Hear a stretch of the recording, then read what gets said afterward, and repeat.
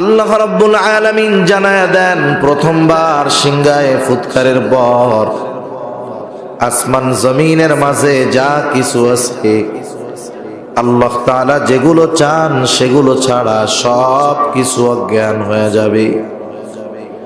সব প্রাণী, সব প্রাণ, সব মানুষ অজ্ঞান হয়ে যাবে। আল্লাহ তাআলা যেগুলো চান সেগুলো ছাড়া সব অজ্ঞান হয়ে যাবে, মানুষেরা অজ্ঞান হয়ে যাবে। মুফাসসিরিনে কেরাম বলেন, প্রথমে অজ্ঞান হবে, এরপরে সব মানুষের মৃত্যু ঘটবে। আর প্রত্যেকটা মানুষ মৃত্যুর মাধ্যমে আলমে বরজখের বাসিন্দা হয়ে যাবে। পুনরায় আবার দ্বিতীয়বার একটা সিংহায় ফুৎকার দেওয়া হবে। তবে প্রথমবার সিংহায় ফুৎকারের কত সময় পর, কত কাল পর দ্বিতীয়বার সিংহায় ফুৎকার দেওয়া হবে, এর সুনির্দিষ্ট সময়ের কথা জানা যায় না। তবে হযরত আবু হুরায়রা রাদিয়াল্লাহু তাআলা আনহু থেকে একটা হাদিস আসছে। হযরত আবু হুরায়রা রাদিয়াল্লাহু তাআলা আনহু বলেন, রাসূলুল্লাহ সাল্লাল্লাহু আলাইহি ওয়াসাল্লাম বলেছেন, প্রথমবার সিংহায় ফুৎকারের 40 পর দ্বিতীয়বার সিংহায় ফুৎকার দেওয়া হবে। জিজ্ঞাসা করা হলো, ও আবু হুরায়রা, 40 পর বলতে কি 40 দিন পর নাকি? তিনি বললেন না। তাহলে কি 40 সপ্তাহ পর? তিনি বললেন না। তাহলে কি 40 মাস পর? তিনি আবার বললেন না। তাহলে কি 40 বছর পর নাকি? তিনি বললেন না। এই পর্যন্ত শেষ। এরপরে যদি নতুন প্রশ্ন করা হতো, প্রশ্নটা হতো, আবু হুরায়রা, তাহলে কি প্রথমবার সিংহায় ফুৎকারের 40,000 বছর পর দ্বিতীয়বার সিংহায় ফুৎকার দেওয়া হবে নাকি? এই বিষয়টার আলোকে মুফাসসিরিনে কেরাম বলেন, সর্বশেষ যেই লোকটা মৃত্যুবরণ করবে, ইন্তেকাল করবে, দুনিয়া থেকে আলমে বরজখের বাসিন্দা হবে, তাকেও কমপক্ষে 40,000 বছর আলমে বরজখে অবস্থান করা লাগবে। তাহলে দুনিয়া থেকে ইন্তেকালের পর আলমে বরজখে আমাদের থাকতে হবে। সেখানে সবচাইতে কম সময় যেই লোকটা থাকবে তাও 40,000 বছর। আল্লাহ তাআলার আদেশে ইসরাফিল আলাইহিস সালাম পুনরায় আবার সিংহায় ফুৎকার দিবে। আল্লাহ তাআলা বলেন, সুম্মা নুফিখা ফীহি উখরা ফাইযা হুম কিয়ামুন ইয়ানজুরুন। আল্লাহ রাব্বুল আলামিন বলেন, অতঃপর আবার সিংহায় ফুৎকার দেওয়া হবে। দ্বিতীয়বার সিংহায় ফুৎকার দিবার পর প্রত্যেকে তার অবস্থান স্থল থেকে উঠে দাঁড়িয়ে যাবে। শুধু দাঁড়ায় থাকবে তা নয়, ফাইযা হুম কিয়ামুন ইয়ানজুরুন, তারা দাঁড়িয়ে ডানে বামে তাকায় দেখতে থাকবে কি হচ্ছে এগুলো। একটা মানুষ যখন হাসরের ময়দানে পুনরুত্থিত হবে, মানুষকে যখন দাফন করা হয়, কবরস্থ করা হয়, হাদিসের মধ্যে আসছে তার কবর হয়তো জান্নাতের বাগান হয়ে যায়, অথবা তার কবরটা জাহান্নামের গর্ত হয়ে যায়। কবরে যখন কোনো ব্যক্তির কবর জান্নাতের বাগান হয়ে যায়, ওই লোকটা মনে করে এটাই মনে হয় জান্নাত। ফেরেশতারা তাকে জানায় দেয়, না না, এটা জান্নাত নয়, কারণ তোমার জন্য আল্লাহ তাআলা কিয়ামত প্রতিষ্ঠা করার পর, কিয়ামতের পর তোমার জন্য এর চাইতে কল্পনাতীত সুখ, স্বাচ্ছন্দ্য, নেয়ামতের জান্নাত আল্লাহ তৈরি করে রাখছে। তোমাকে কবরে যা দেওয়া হয়েছে এই জান্নাতের তুলনায় অতি নগণ্য। তখন ওই লোকটা বারবার আল্লাহ তাআলার কাছে ফরিয়াদ জানায় আর বলে, আল্লাহ, যথা দ্রুত সম্ভব আপনি কিয়ামত কায়েম করেন, আমি আমার অনন্তকালের বাসস্থান জান্নাতে যেতে চাই। তার মানে একদল মানুষের মৃত্যুর পর তার কবর হয় জান্নাতের বাগান, আর একদল মানুষের কবর হয় জাহান্নামের একটা গর্ত। ওই লোকটা মনে করে এটাই মনে হয় জাহান্নাম, কারণ এর চাইতে কঠিন শাস্তি আর কোনো কিছু হতে পারে না। এবার ফেরেশতারা তাকে জানায়, না না, তুমি মনে করতেছো এটা জাহান্নাম, এমনটা নয়, বরং জাহান্নামের শাস্তি এর চাইতে কল্পনাতীত ভয়াবহ। এইবার লোকটা আরো ভীত হয়ে যায়, সে কামনা করে আর বলে, আল্লাহ, কিয়ামত যেন কখনো কায়েম না হয়। যে কথা বোঝানোর জন্য বললাম, যে একটা মানুষ আলমে বরজখের বাসিন্দা হবার পর যদি নেককার হয়, সুখ স্বাচ্ছন্দ্যে আলমে বরজখের সময়টা কাটে, আর যদি বদকার হয় আলমে বরজখেও তাকে শাস্তি ভোগ করতে হয়। আর এই শাস্তিটা এতই কঠোর, যার শাস্তি হয় সে মনে করে এটাই মনে হয় জাহান্নাম। আলহামদুলিল্লাহ, আলহামদুলিল্লাহিল্লাযী হাদানা লিল ইসলাম الذي نزل القرآن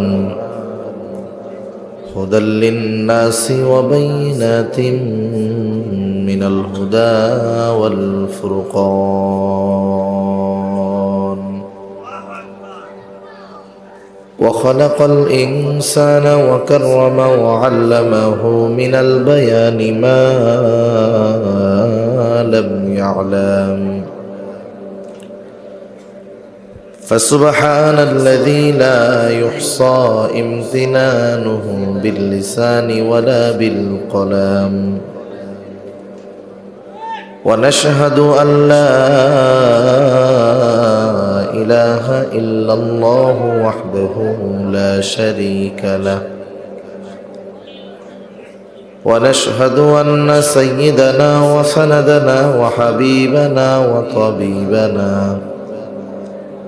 وأولانا ومولانا محمد صلى الله تعالى عليه وعلى آله وأصحابه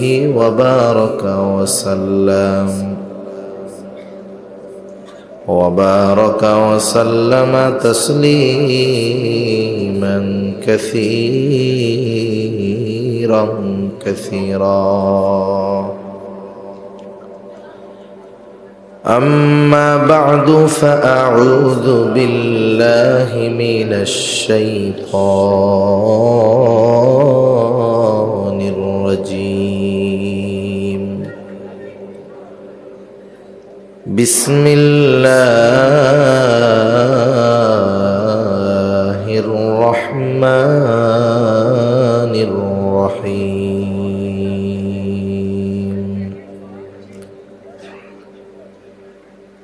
كل نفس بما كسبت رهينة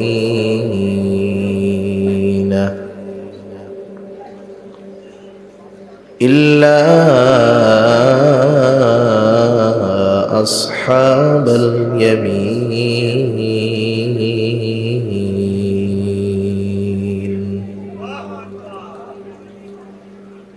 في جنات يتساءلون عن المجرمين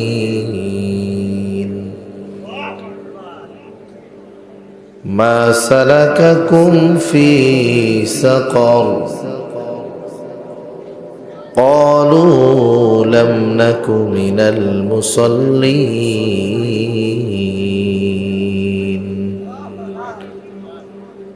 ولم نك نطعم المسكين وكنا نخوض مع الخائضين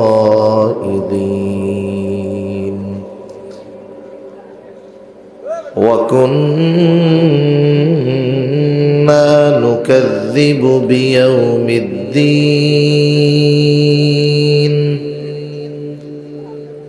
حتى أتانا اليقين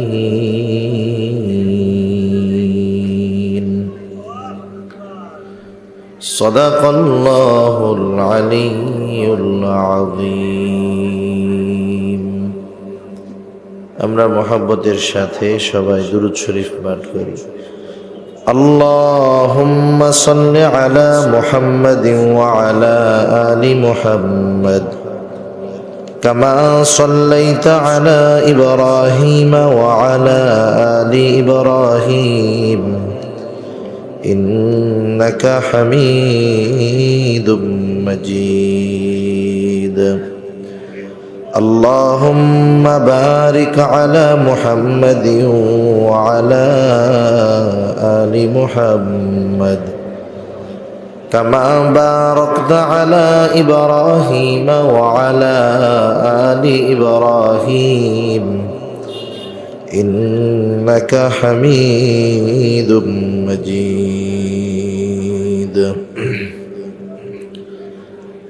محمدًا يا कर कुफर को मिटाया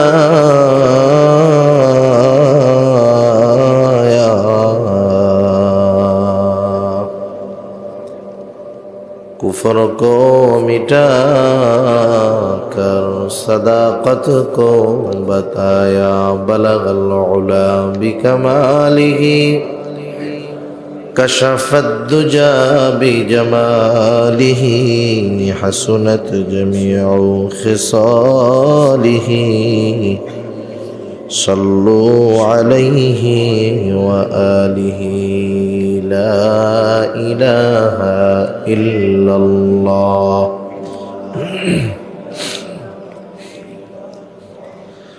لا إله إلا الله لا إله إلا الله لا إله إلا الله لا إله إلا الله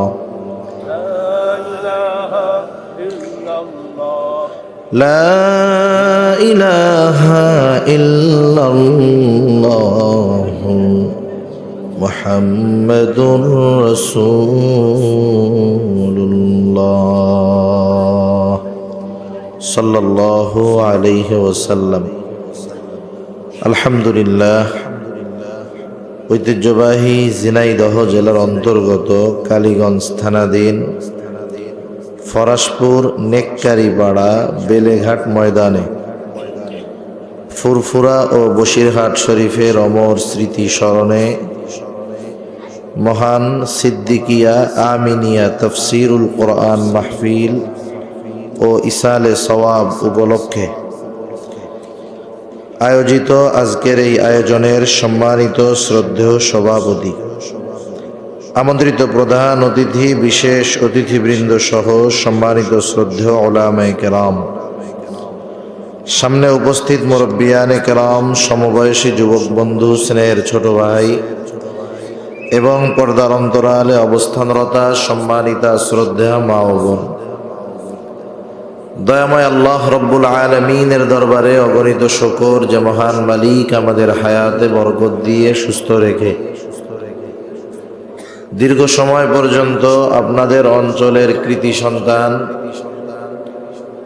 শিহরণ শিল্পী গোষ্ঠীর সম্মানিত প্রতিষ্ঠাতা পরিচালক নাইমুল হক সাহেবের জবান থেকে গুরুত্বপূর্ণ কথা আপনারা শ্রবণ করতেছিলেন।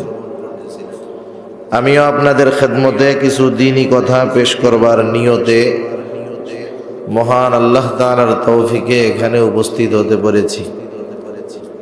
যে মহান মানিব আমাদেরকে এমন একটি মোবারকময় মজলিসে আসার বসার সুযোগ করে দিলেন, সে মহান মানিবকে খুশি করার জন্য মহব্বতের সাথে জবান খুলে অন্তর থেকে আমরা একবার কালিমাতুশ শুকর পাঠ করি, আলহামদুলিল্লাহ।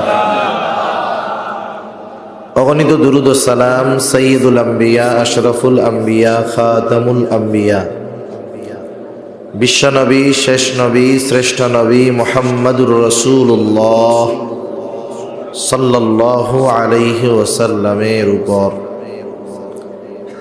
আপনারা খুবই গুরুত্বপূর্ণ কথা শুনতেছিলেন। সামনে রমজান মাস, রমজান বিষয়ক কিছু কথা আপনাদের খেদমতে হযরত বলেছেন। একটা মানুষ আসলে দুনিয়াতে মনে করে অনেকে যে দুনিয়ার টাকা পয়সা, ধন দৌলত, এটা মনে হয় সফলতার মাপকাঠি। আসলে দুনিয়া সম্পৃক্ত সফলতা এর মেয়াদ ততদিন, হায়াত আছে যতদিন। হায়াত শেষ, দুনিয়া সম্পৃক্ত সফলতারও ওই জায়গায় সমাপ্তি। সেজন্য দুনিয়া ক্ষণস্থায়ী, দুনিয়ার সফলতা বিফলতা সব ক্ষণস্থায়ী। আখিরাত চিরস্থায়ী। এজন্য আখিরাতের সফলতা বিফলতা এগুলো চিরস্থায়ী। দুনিয়ায় সফলতা অর্জন করা মানা নয়, তবে গুরুত্ব দেওয়ার দরকার আখিরাতের সফলতার ব্যাপারে। কারণ আল্লাহ না করুন কোনো ব্যক্তি যদি আখিরাতে বিফল হয়, ব্যর্থ হয়, তাহলে সেই ব্যর্থতা হবে অনন্তকালের ব্যর্থতা। ঠিক কিনা বলেন? আখিরাতে যদি কেউ সফল হতে পারে, তার এই সফলতা হবে অনন্তকালের সফলতা। আর আখিরাতে মূলত পরকালে সফলকে জাহান্নাম থেকে বেঁচে জান্নাতে যেতে পারবে যে, সে হলো আসল সফল। যেই সফলতার শুরু আছে, শেষ নাই। আবার কেউ যদি ওই দিন বিফল হয়, ব্যর্থ হয়, ওই ব্যর্থতার শুরু আছে, শেষ নাই। আর দুনিয়ার জিন্দেগির সফলতা বিফলতা এটা জোয়ার ভাটার মতো। অনেকে আজ ভালো আছে তো কাল মন্দ, কাল ভালো আছে তো পরশু মন্দ। জোয়ার ভাটার মতো দুনিয়ার হায়াতের অবস্থা হয়। সেজন্য আমাদের উচিত শুধুমাত্র দুনিয়ামুখী জীবনযাপন করা নয়, বরং দুনিয়ার চাইতে আখিরাতকে অতি অতি বেশি গুরুত্ব দেওয়া। আল্লাহ তাআলা আমাদের সকলকে বুঝবার তৌফিক দান করুন। সকলে বলি আমিন। আমি যেই বিষয়ে আপনাদের খেদমতে কথা বলার ইচ্ছা পোষণ করেছি, পবিত্র কোরআনুল কারীমের অন্যতম প্রসিদ্ধ সূরা মুদ্দাসসির থেকে কয়েকটা আয়াত তিলাওয়াত করেছি। আল্লাহ তাআলার কাছে তৌফিক চাই, আল্লাহ তাআলা কিছু কথা আমাকে বলার সুযোগ করে দেন যেগুলো আমাদের সকলের দুনিয়া এবং আখিরাতের জন্য কল্যাণকর হয়। জবান খুলে আবারও বলি আমিন। সম্মানিত উপস্থিতি, আমরা এই মুহূর্তে এইখানে যারা আছি, আমরা এখানে সহ গোটা দুনিয়াতে এই মুহূর্তে যত মানুষ আছে, একথা বলা যায় আজকে থেকে নিয়ে 100 বছর পর এই মুহূর্তে দুনিয়াতে যারা আছে এদের কেউই আর দুনিয়াতে থাকবে না। আমাদের সকলকে মৃত্যুর স্বাদ আস্বাদন করতেই হবে। দুনিয়ার অনেক সত্য আছে যেই সত্যগুলো সবাই বিশ্বাস করে না। যেমন আসমান জমিনের মালিক কে? আমার আপনার স্রষ্টা কে? আসমান জমিনের মালিক আল্লাহ, আসমান জমিনের স্রষ্টা আল্লাহ, আমার আপনার স্রষ্টা আল্লাহ। এ ব্যাপারে এখানে কেউ আছেন যে না হুজুর আমার একটু সংশয় সন্দেহ আছে? তাহলে আল্লাহ তাআলা যে আসমান জমিনের স্রষ্টা, এ ব্যাপারে কোনো সংশয় সন্দেহ নাই, সন্দেহাতীত সত্য। তবে বলেন তো, এই সত্যটাকে দুনিয়ার সব মানুষ বিশ্বাস করে না। সাধারণত আমরা যাদেরকে চিনি জানি, একটা দল আছে নাস্তিক, যারা স্রষ্টার অস্তিত্বকে অস্বীকার করে, আল্লাহ তাআলাকে বিশ্বাস করে না। আর আল্লাহকে যে বিশ্বাস করে না, আল্লাহ তাআলাকে স্রষ্টা হিসাবে বিশ্বাস করবে না, এটাই স্বাভাবিক।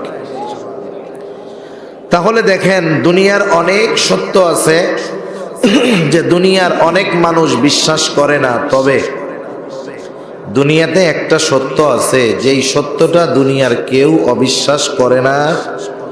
সেই সত্যটার নাম হলো মউত, সেই সত্যটার নাম হলো মরণ। আছেন দুই একজন যে না হুজুর আমি মরণকে বিশ্বাস করি না? আছে? সারা দুনিয়ায় দুই একজন খুঁজে পাওয়া যাবে? তাহলে আমাদের সকলকে মরতেই হবে, এটা দুনিয়ার সব মানুষ বিশ্বাস করে, নাস্তিক হোক আর আস্তিক হোক।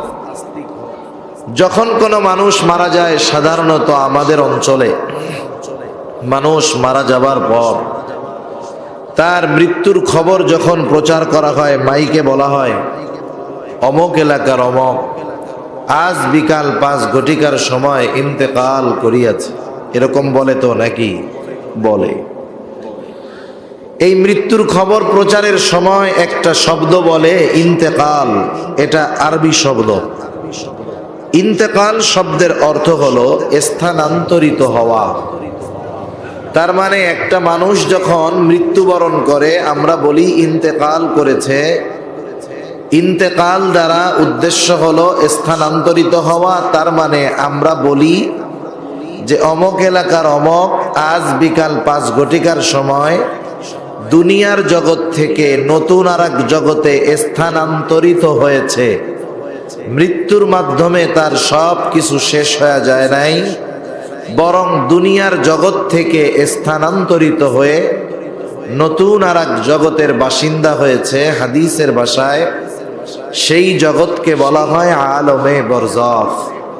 আমরা সাধারণ ভাষায় বলি কবর জগৎ। কথা বুঝতেছেন? আমাদের প্রত্যেককেই আলমে বরজখে অবস্থান করতে হবে দীর্ঘকাল, তবে অনন্তকাল নয়। সিংগায় ফুৎকারের মাধ্যমে আমাদের আলমে বরজখের অবস্থান শেষ হবে।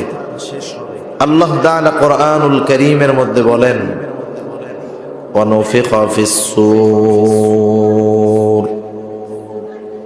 فَصَعِقَ مَنْ فِي السَّمَاوَاتِ وَمَنْ فِي الْأَرْضِ إِلَّا مَنْ شَاءَ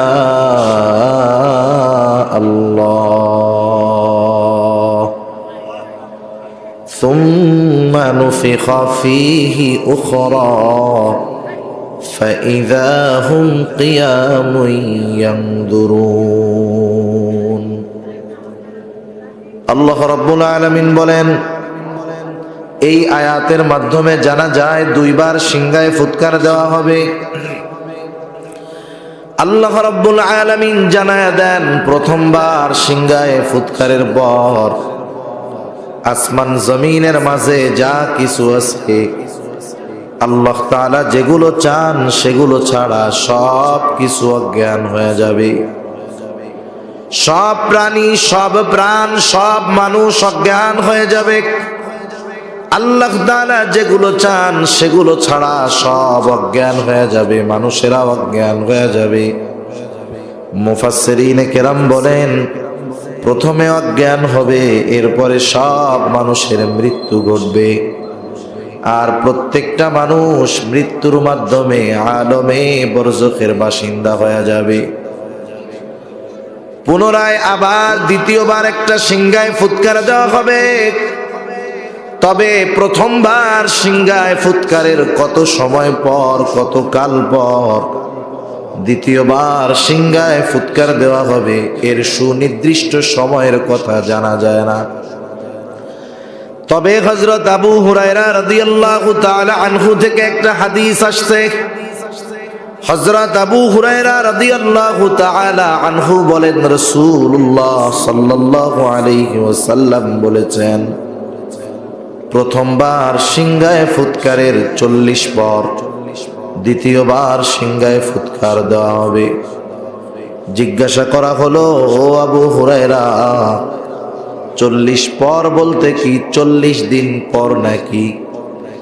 তিনি বললেন না। তাহলে কি 40 সপ্তাহ পর? তিনি বললেন না। তাহলে কি 40 মাস পর? তিনি আবার বললেন না। তাহলে কি 40 বছর পর নাকি? তিনি বললেন না, এই পর্যন্ত শেষ। এরপরে যদি নতুন প্রশ্ন করা হতো, প্রশ্নটা হতো, আবু হুরায়রা তাহলে কি প্রথমবার সিংহায় ফুৎকারের 40,000 বছর পর দ্বিতীয়বার সিংহায় ফুৎকার দেওয়া হবে নাকি? এই বিষয়টার আলোকে মুফাসসিরিনে কেরাম বলেন, সর্বশেষ যেই লোকটা মৃত্যুবরণ করবে, ইন্তেকাল করবে, দুনিয়া থেকে আলমে বরজখের বাসিন্দা হবে, তাকেও কমপক্ষে 40,000 বছর আলমে বরজখে অবস্থান করা লাগবে। তাহলে দুনিয়া থেকে ইন্তেকালের পর আলমে বরজখে আমাদের থাকতে হবে। সেখানে সবচাইতে কম সময় যেই লোকটা থাকবে তাও 40,000 বছর। আল্লাহ তাআলার আদেশে ইসরাফিল আলাইহিস সালাম পুনরায় আবার সিংহায় ফুৎকার দিবে। আল্লাহ তাআলা বলেন, সুম্মা নুফিখা ফীহি উখরা ফাইযা হুম কিয়ামুন ইয়ানজুরুন। আল্লাহ রাব্বুল আলামিন বলেন, অতঃপর আবার সিংহায় ফুৎকার দেওয়া হবে। দ্বিতীয়বার সিংহায় ফুৎকার দিবার পর প্রত্যেকে তার অবস্থান স্থল থেকে উঠে দাঁড়িয়ে যাবে। শুধু দাঁড়ায় থাকবে তা নয়, ফাইদা হুম কিয়ামুন ইয়ানজুরুন, তারা দাঁড়িয়ে ডানে বামে তাকায় দেখতে থাকবে কি হচ্ছে এগুলো। একটা মানুষ যখন হাসরের ময়দানে পুনরুত্থিত হবে, মানুষকে যখন দাফন করা হয়, কবরস্থ করা হয়, হাদিসের মধ্যে আসছে তার কবর হয়তো জান্নাতের বাগান হয়ে যায়, অথবা তার কবরটা জাহান্নামের গর্ত হয়ে যায়। কবরে যখন কোনো ব্যক্তির কবর জান্নাতের বাগান হয়ে যায়, ওই লোকটা মনে করে এটাই মনে হয় জান্নাত।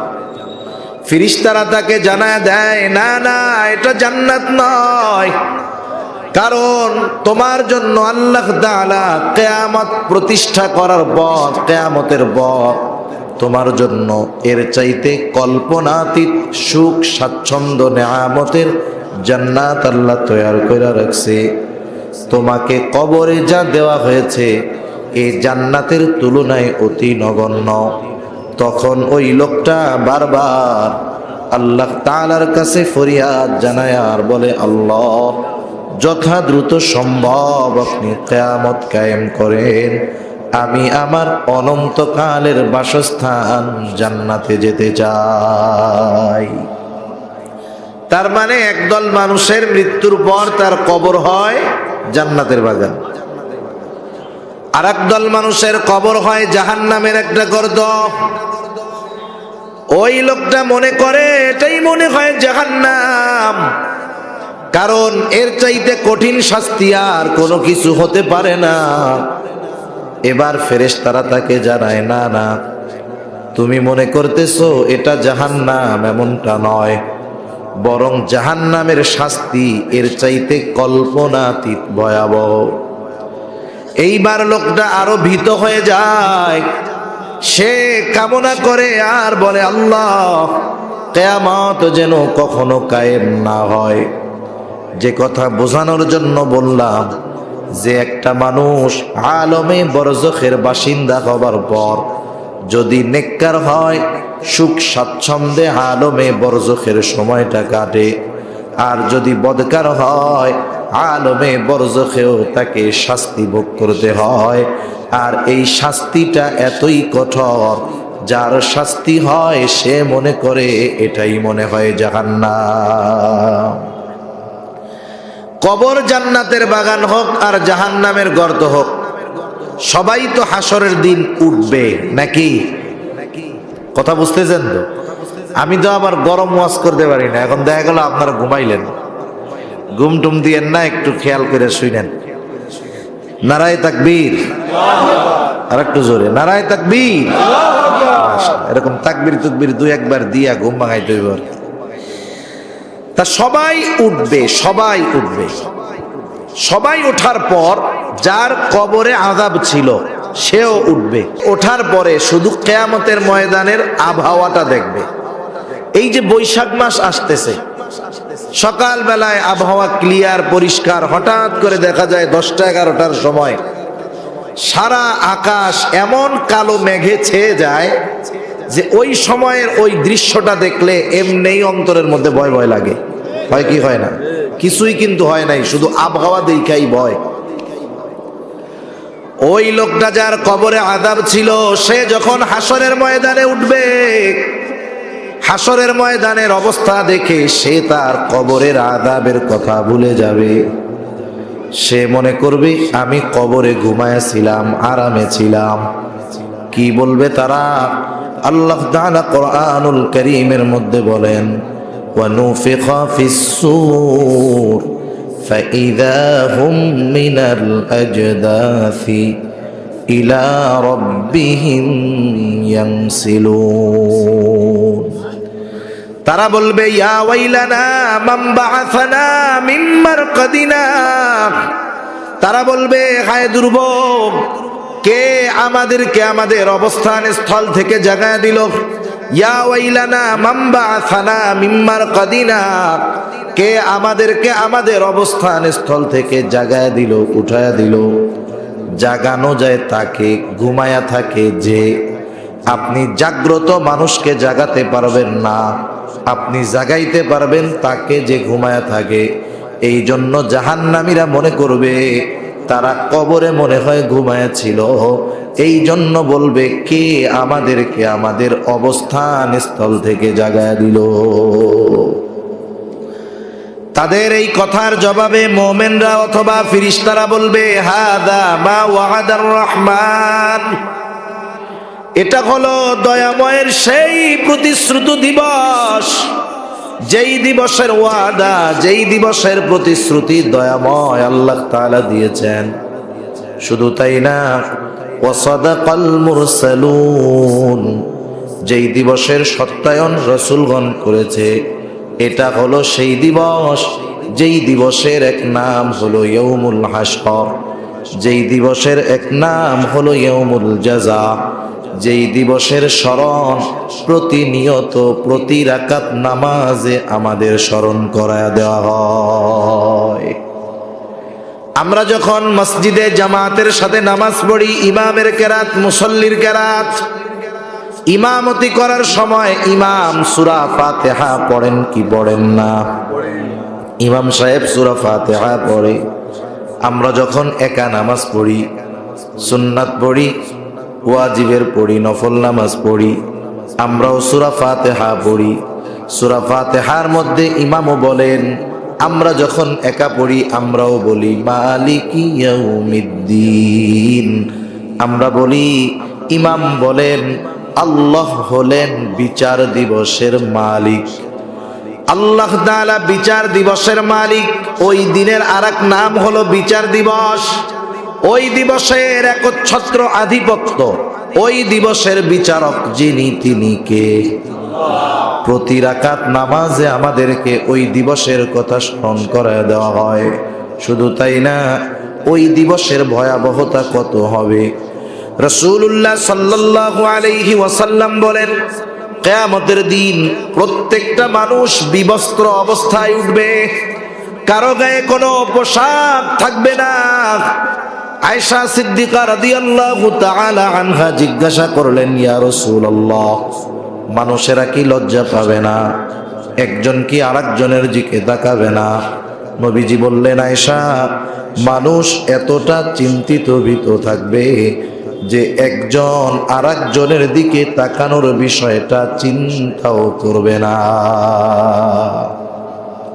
কল্পনাও করবে না, চিন্তাও করবে না। কারণ প্রত্যেকটা মানুষ নিজের ব্যাপারে এতটা ভীত চিন্তিত থাকবে।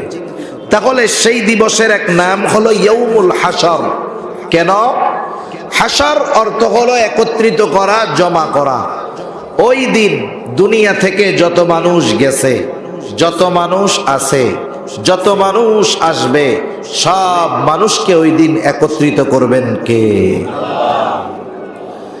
ওই দিনের আর এক নাম হলো ইয়াউমুল জাযা। প্রতিদান দিবস, ফলাফল দিবস। আল্লাহ রাব্বুল আলামিন বলেন, ওয়া ইন্নামা তুওয়াফাউনা উজুরাকুম ইয়াওমাল কিয়ামাহ ফামান যুহজিহা আনিন নার ওয়া উদখিলাল জান্নাতা ফাকাদ ফাজ। আল্লাহ রাব্বুল আলামিন বলেন, কিয়ামতের দিন প্রত্যেকটা মানুষকে তার কর্মের পূর্ণ প্রতিদান দেওয়া হবে। মুফাসসিরিনে কেরাম বলেন, কিয়ামতের দিন প্রত্যেকটা মানুষকে তার দুনিয়ার কর্মের পূর্ণ প্রতিদান আল্লাহ তাআলা দিবেন। ফামান যুহজিহা আনিন নার ওয়া উদখিলাল জান্নাতা ফাকাদ ফাজ।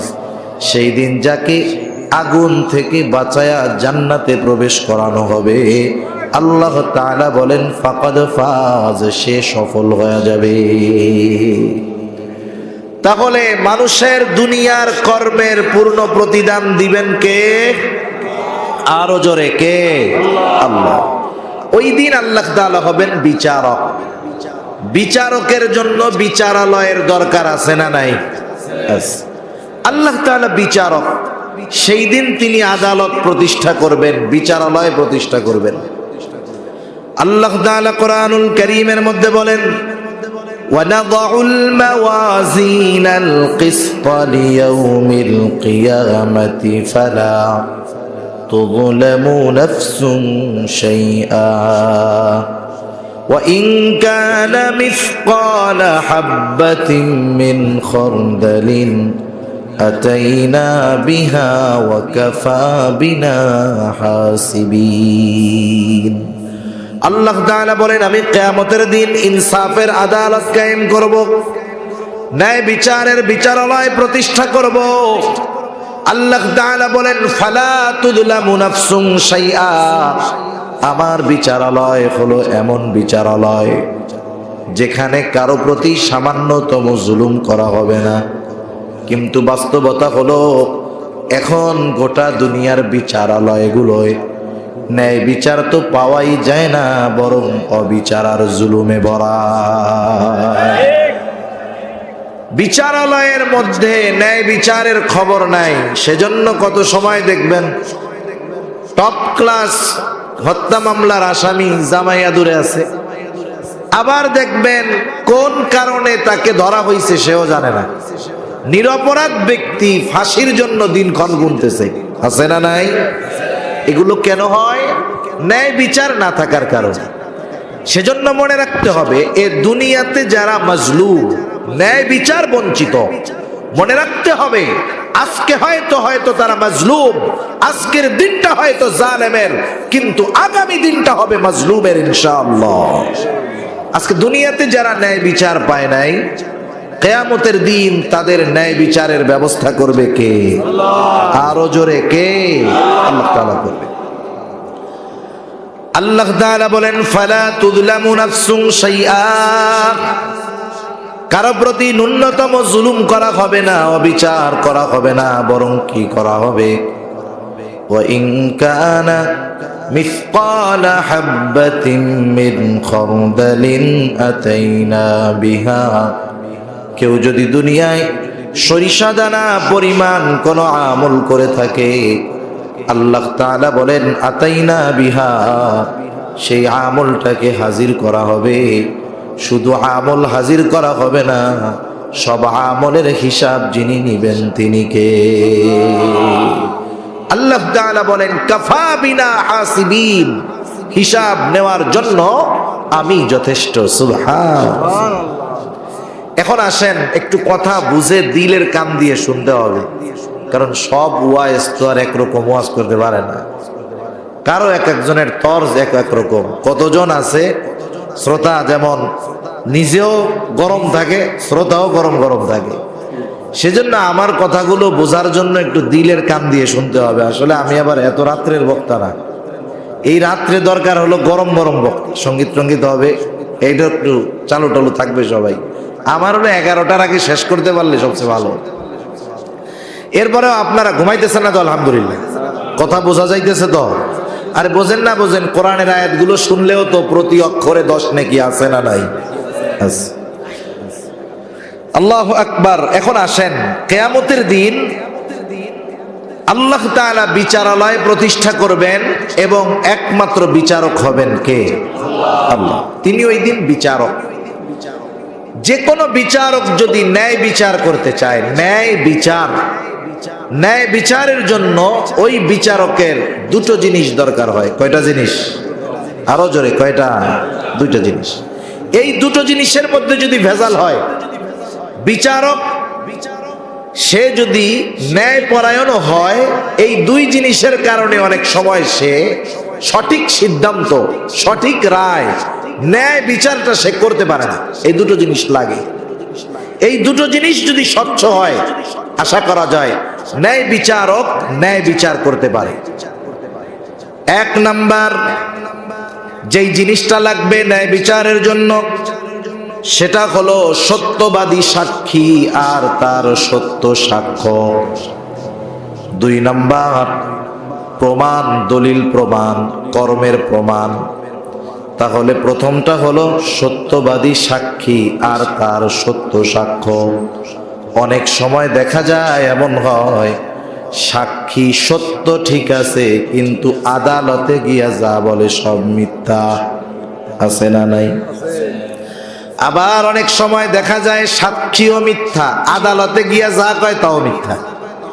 আছে না নাই? কোন না?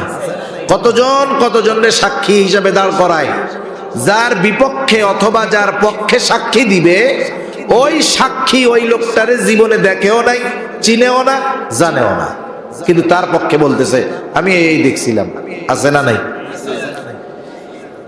এখন বিচারক এই সাক্ষীর বক্তব্যের আলোকে একটা রায় দিলেন। সাক্ষী যদি মিথ্যা বলে, বিচারক ন্যায় বিচার করতে পারবে না। তাহলে ন্যায় বিচারের জন্য 1 নম্বরে দরকার সত্যবাদী সাক্ষী আর তার সত্য সাক্ষ্য। দুনিয়ার সাক্ষীরা অনেক সময় মিথ্যা বলে, উল্টা পাল্টা বলে, কিন্তু কিয়ামতের দিন আল্লাহ তাআলা এমন সাক্ষীর ব্যবস্থা করেছে যেই সাক্ষীরা মিথ্যা কথা বলবে না। তাহলে কিয়ামতের ময়দানে আল্লাহর বিচারালয়ে সাক্ষী কারা আমরা একটু জানি। 1 নাম্বার সাক্ষী হলেন আল্লাহ। কে? জোরে বলেন। আল্লাহ। কেন আল্লাহ তাআলা সাক্ষী? কারণ দুনিয়ার এমন একটা জায়গা আমাকে দেখায় দেন, যেই জায়গায় গিয়ে যদি আমি আপনি কোনো অপরাধ করি, গুনাহ করি, আল্লাহ তাআলা দেখবে না। এইরকম দুনিয়ার মধ্যে 2-4টা জায়গা আপনাদের এলাকায় আছে নাকি? তার মানে আল্লাহ তাআলা দুনিয়ার যেইখানেই যাই না কেন, সর্বহালতে, সর্ব অবস্থায়, রাতে হোক দিনে হোক, লোকালয়ে হোক একাকী হোক, আমাকে আপনাকে যিনি সর্বক্ষণ দেখেন, শুনেন, জানেন, তিনি কে? সেজন্য আল্লাহ হলেন শাহেদ, প্রত্যক্ষদর্শী। আল্লাহ তাআলা নিজের সাক্ষীর ব্যাপারে বলেন কাফা বিল্লাহি শাহিদা, সাক্ষী হিসাবে আল্লাহ তাআলাই যথেষ্ট। তাহলে 1 নম্বর সাক্ষী হলেন আল্লাহ। 2 নম্বর ফেরেশতারা হলো আমাদের কর্মের সাক্ষী। কোরআনুল কারীমের মধ্যে আসছে আমাদের হেফাজতের দায়িত্বে আল্লাহ তাআলা সকাল থেকে সন্ধ্যা, সন্ধ্যা থেকে সকাল, এইভাবে 2 শিফটে 2 দল ফেরেশতাকে আল্লাহ তাআলা নিযুক্ত করে রাখছেন। একদল সকাল থেকে সন্ধ্যা আল্লাহ তাআলার আদেশে আমাকে আপনাকে সকল বিপদ আপদ থেকে হেফাজত করে, আর একদল সন্ধ্যা থেকে সকাল বিপদ আপদ থেকে আল্লাহ তাআলার আদেশে হেফাজত করে। ওরা আমাদের সাথে সব সময় থাকে। শুধু তাই না, আল্লাহ তাআলা আরেক জায়গায় বলেন কিরামান কাতিবিনা ইয়ালামুনা মা তাফআলুন। আল্লাহ তাআলা বলেন কিরামান কাতিবিন, সম্মানিত লেখকদ্বয় জানে তোমরা কি আমল করো। তাহলে 1 নম্বর সাক্ষী হলো আল্লাহ, 2 নম্বর সাক্ষী হলো ফেরেশতারা, 3 নম্বর সাক্ষী আমার আপনার অঙ্গ প্রত্যঙ্গ, যেই অঙ্গ প্রত্যঙ্গ দিয়ে আমরা আমাদের কাজগুলো সম্পাদন করি। সাধারণত হাত দিয়ে, পা দিয়ে, চোখ দিয়ে, কান দিয়ে, জবান দিয়ে আমরা আমাদের কাজগুলো সম্পাদন করি। কিয়ামতের দিন আমার হাত, আমার পা, আমার চোখ, আমার কান, আমার জবান, আমার চামড়া আমার পক্ষে অথবা বিপক্ষে আল্লাহ রাব্বুল আলামিনের দরবারে সাক্ষ্য দিবে। আল্লাহ রাব্বুল আলামিন বলেন, আল ইয়াউমা নাখতিমু আলা আফওয়াহিহিম ওয়া তুকাল্লিমুনা আইদিহিম ওয়া তাশহাদু আরজুলুহুম বিমা কানু ইয়াকসিবুন। আল্লাহ তাআলা বলেন, আজকের এই দিন অর্থাৎ কিয়ামতের দিন, নাখতিমু আলা আফওয়াহিহিম, আমি তাদের মুখের উপরে মোহর মেরে দিব। অতুকাল্লিমুনা আইদিহিম, আমার সাথে কথা বলবে তাদের হাত। ওয়াতাশহাদু আরজুলুহুম, সাক্ষী দিবে তাদের পা। বিমা কানু ইয়াকসিবুন, এই হাত পা দ্বারা দুনিয়ায় তারা কি উপার্জন করেছে। তার মানে হাত আল্লাহর সাথে কথা বলবে, পা আল্লাহ তাআলার সাথে কথা বলবে।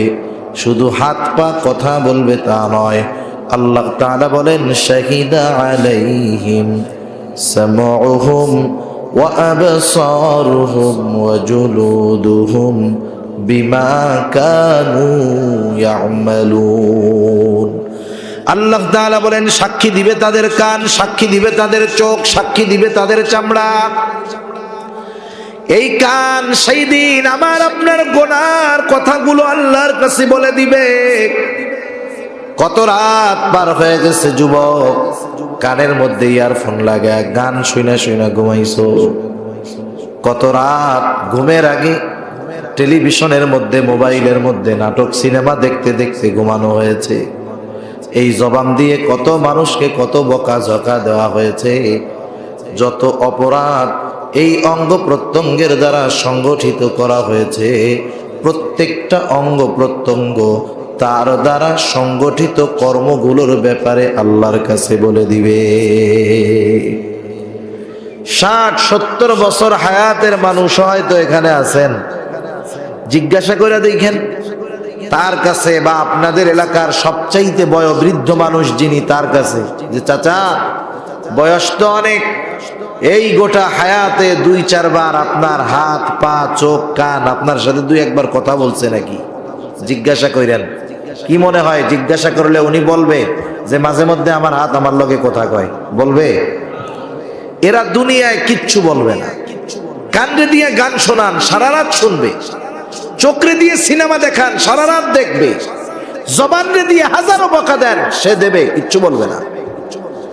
কিয়ামতের দিন যখন দেখবে যে কিরে আমার সাথে এত বছর থাকলো, কথাবার্তা বলতো না, এখন আমার কথাই দিয়ে কইয়া দেয়, কি ব্যাপার?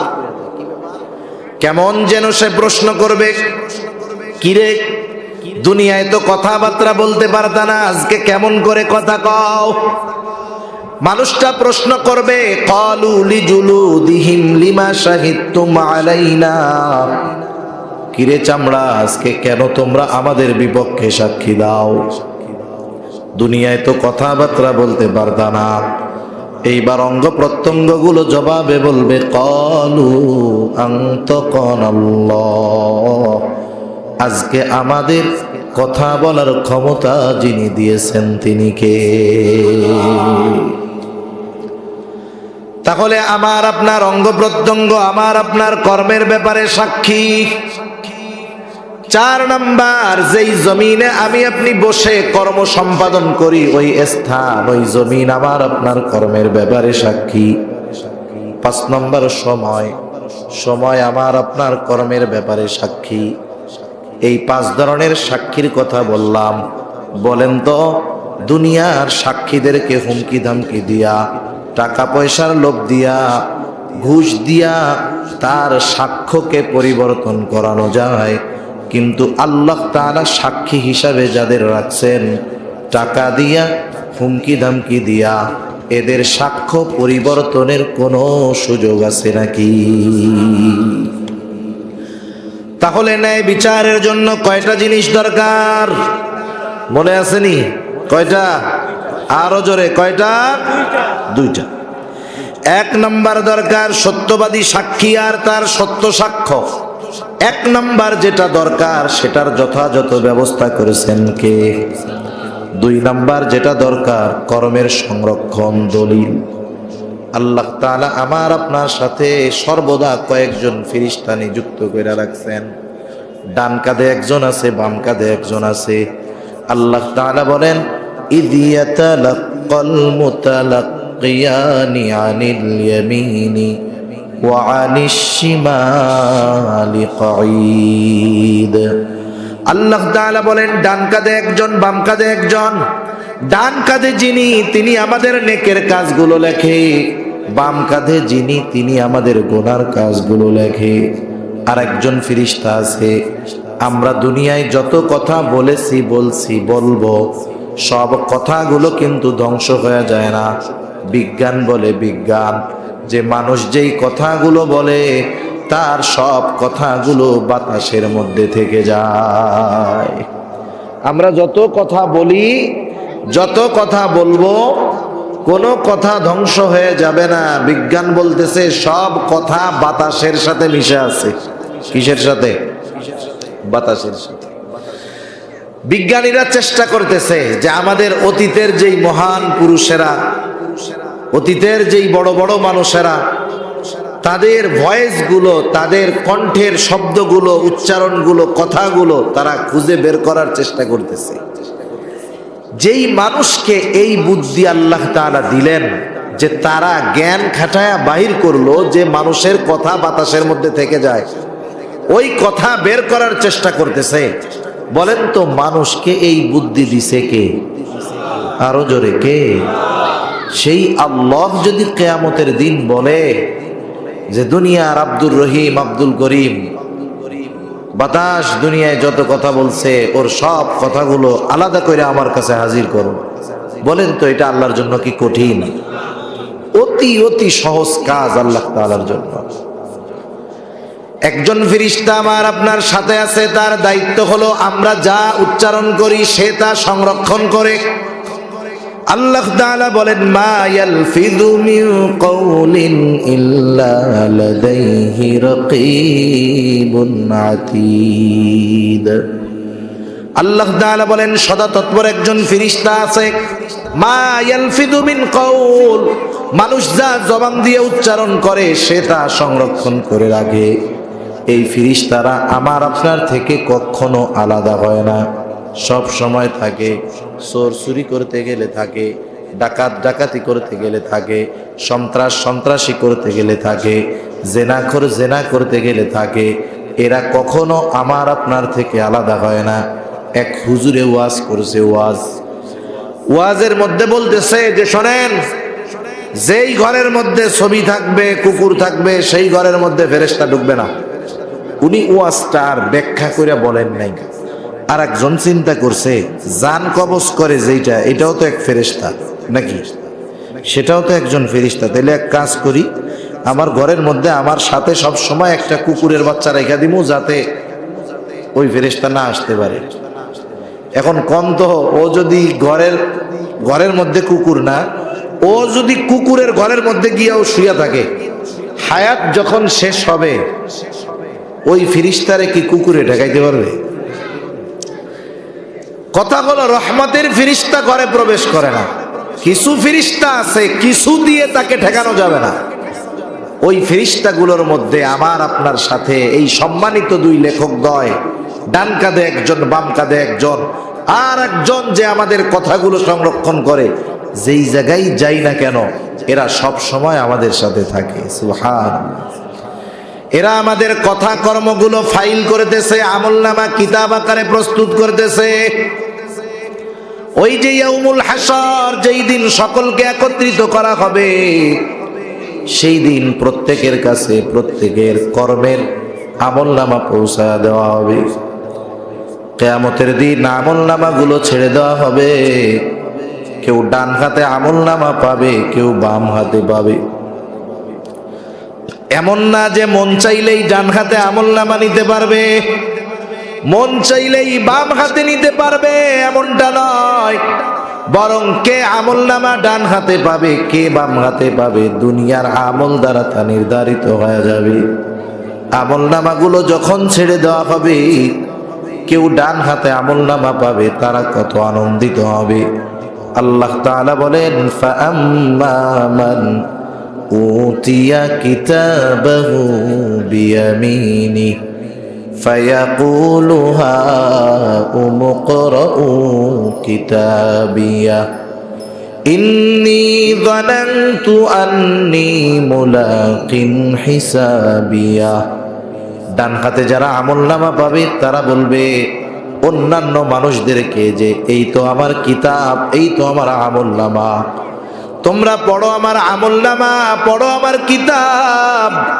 সে সাথে সাথে বলবে কেন সে ডান হাতে আমলনামা পাইল?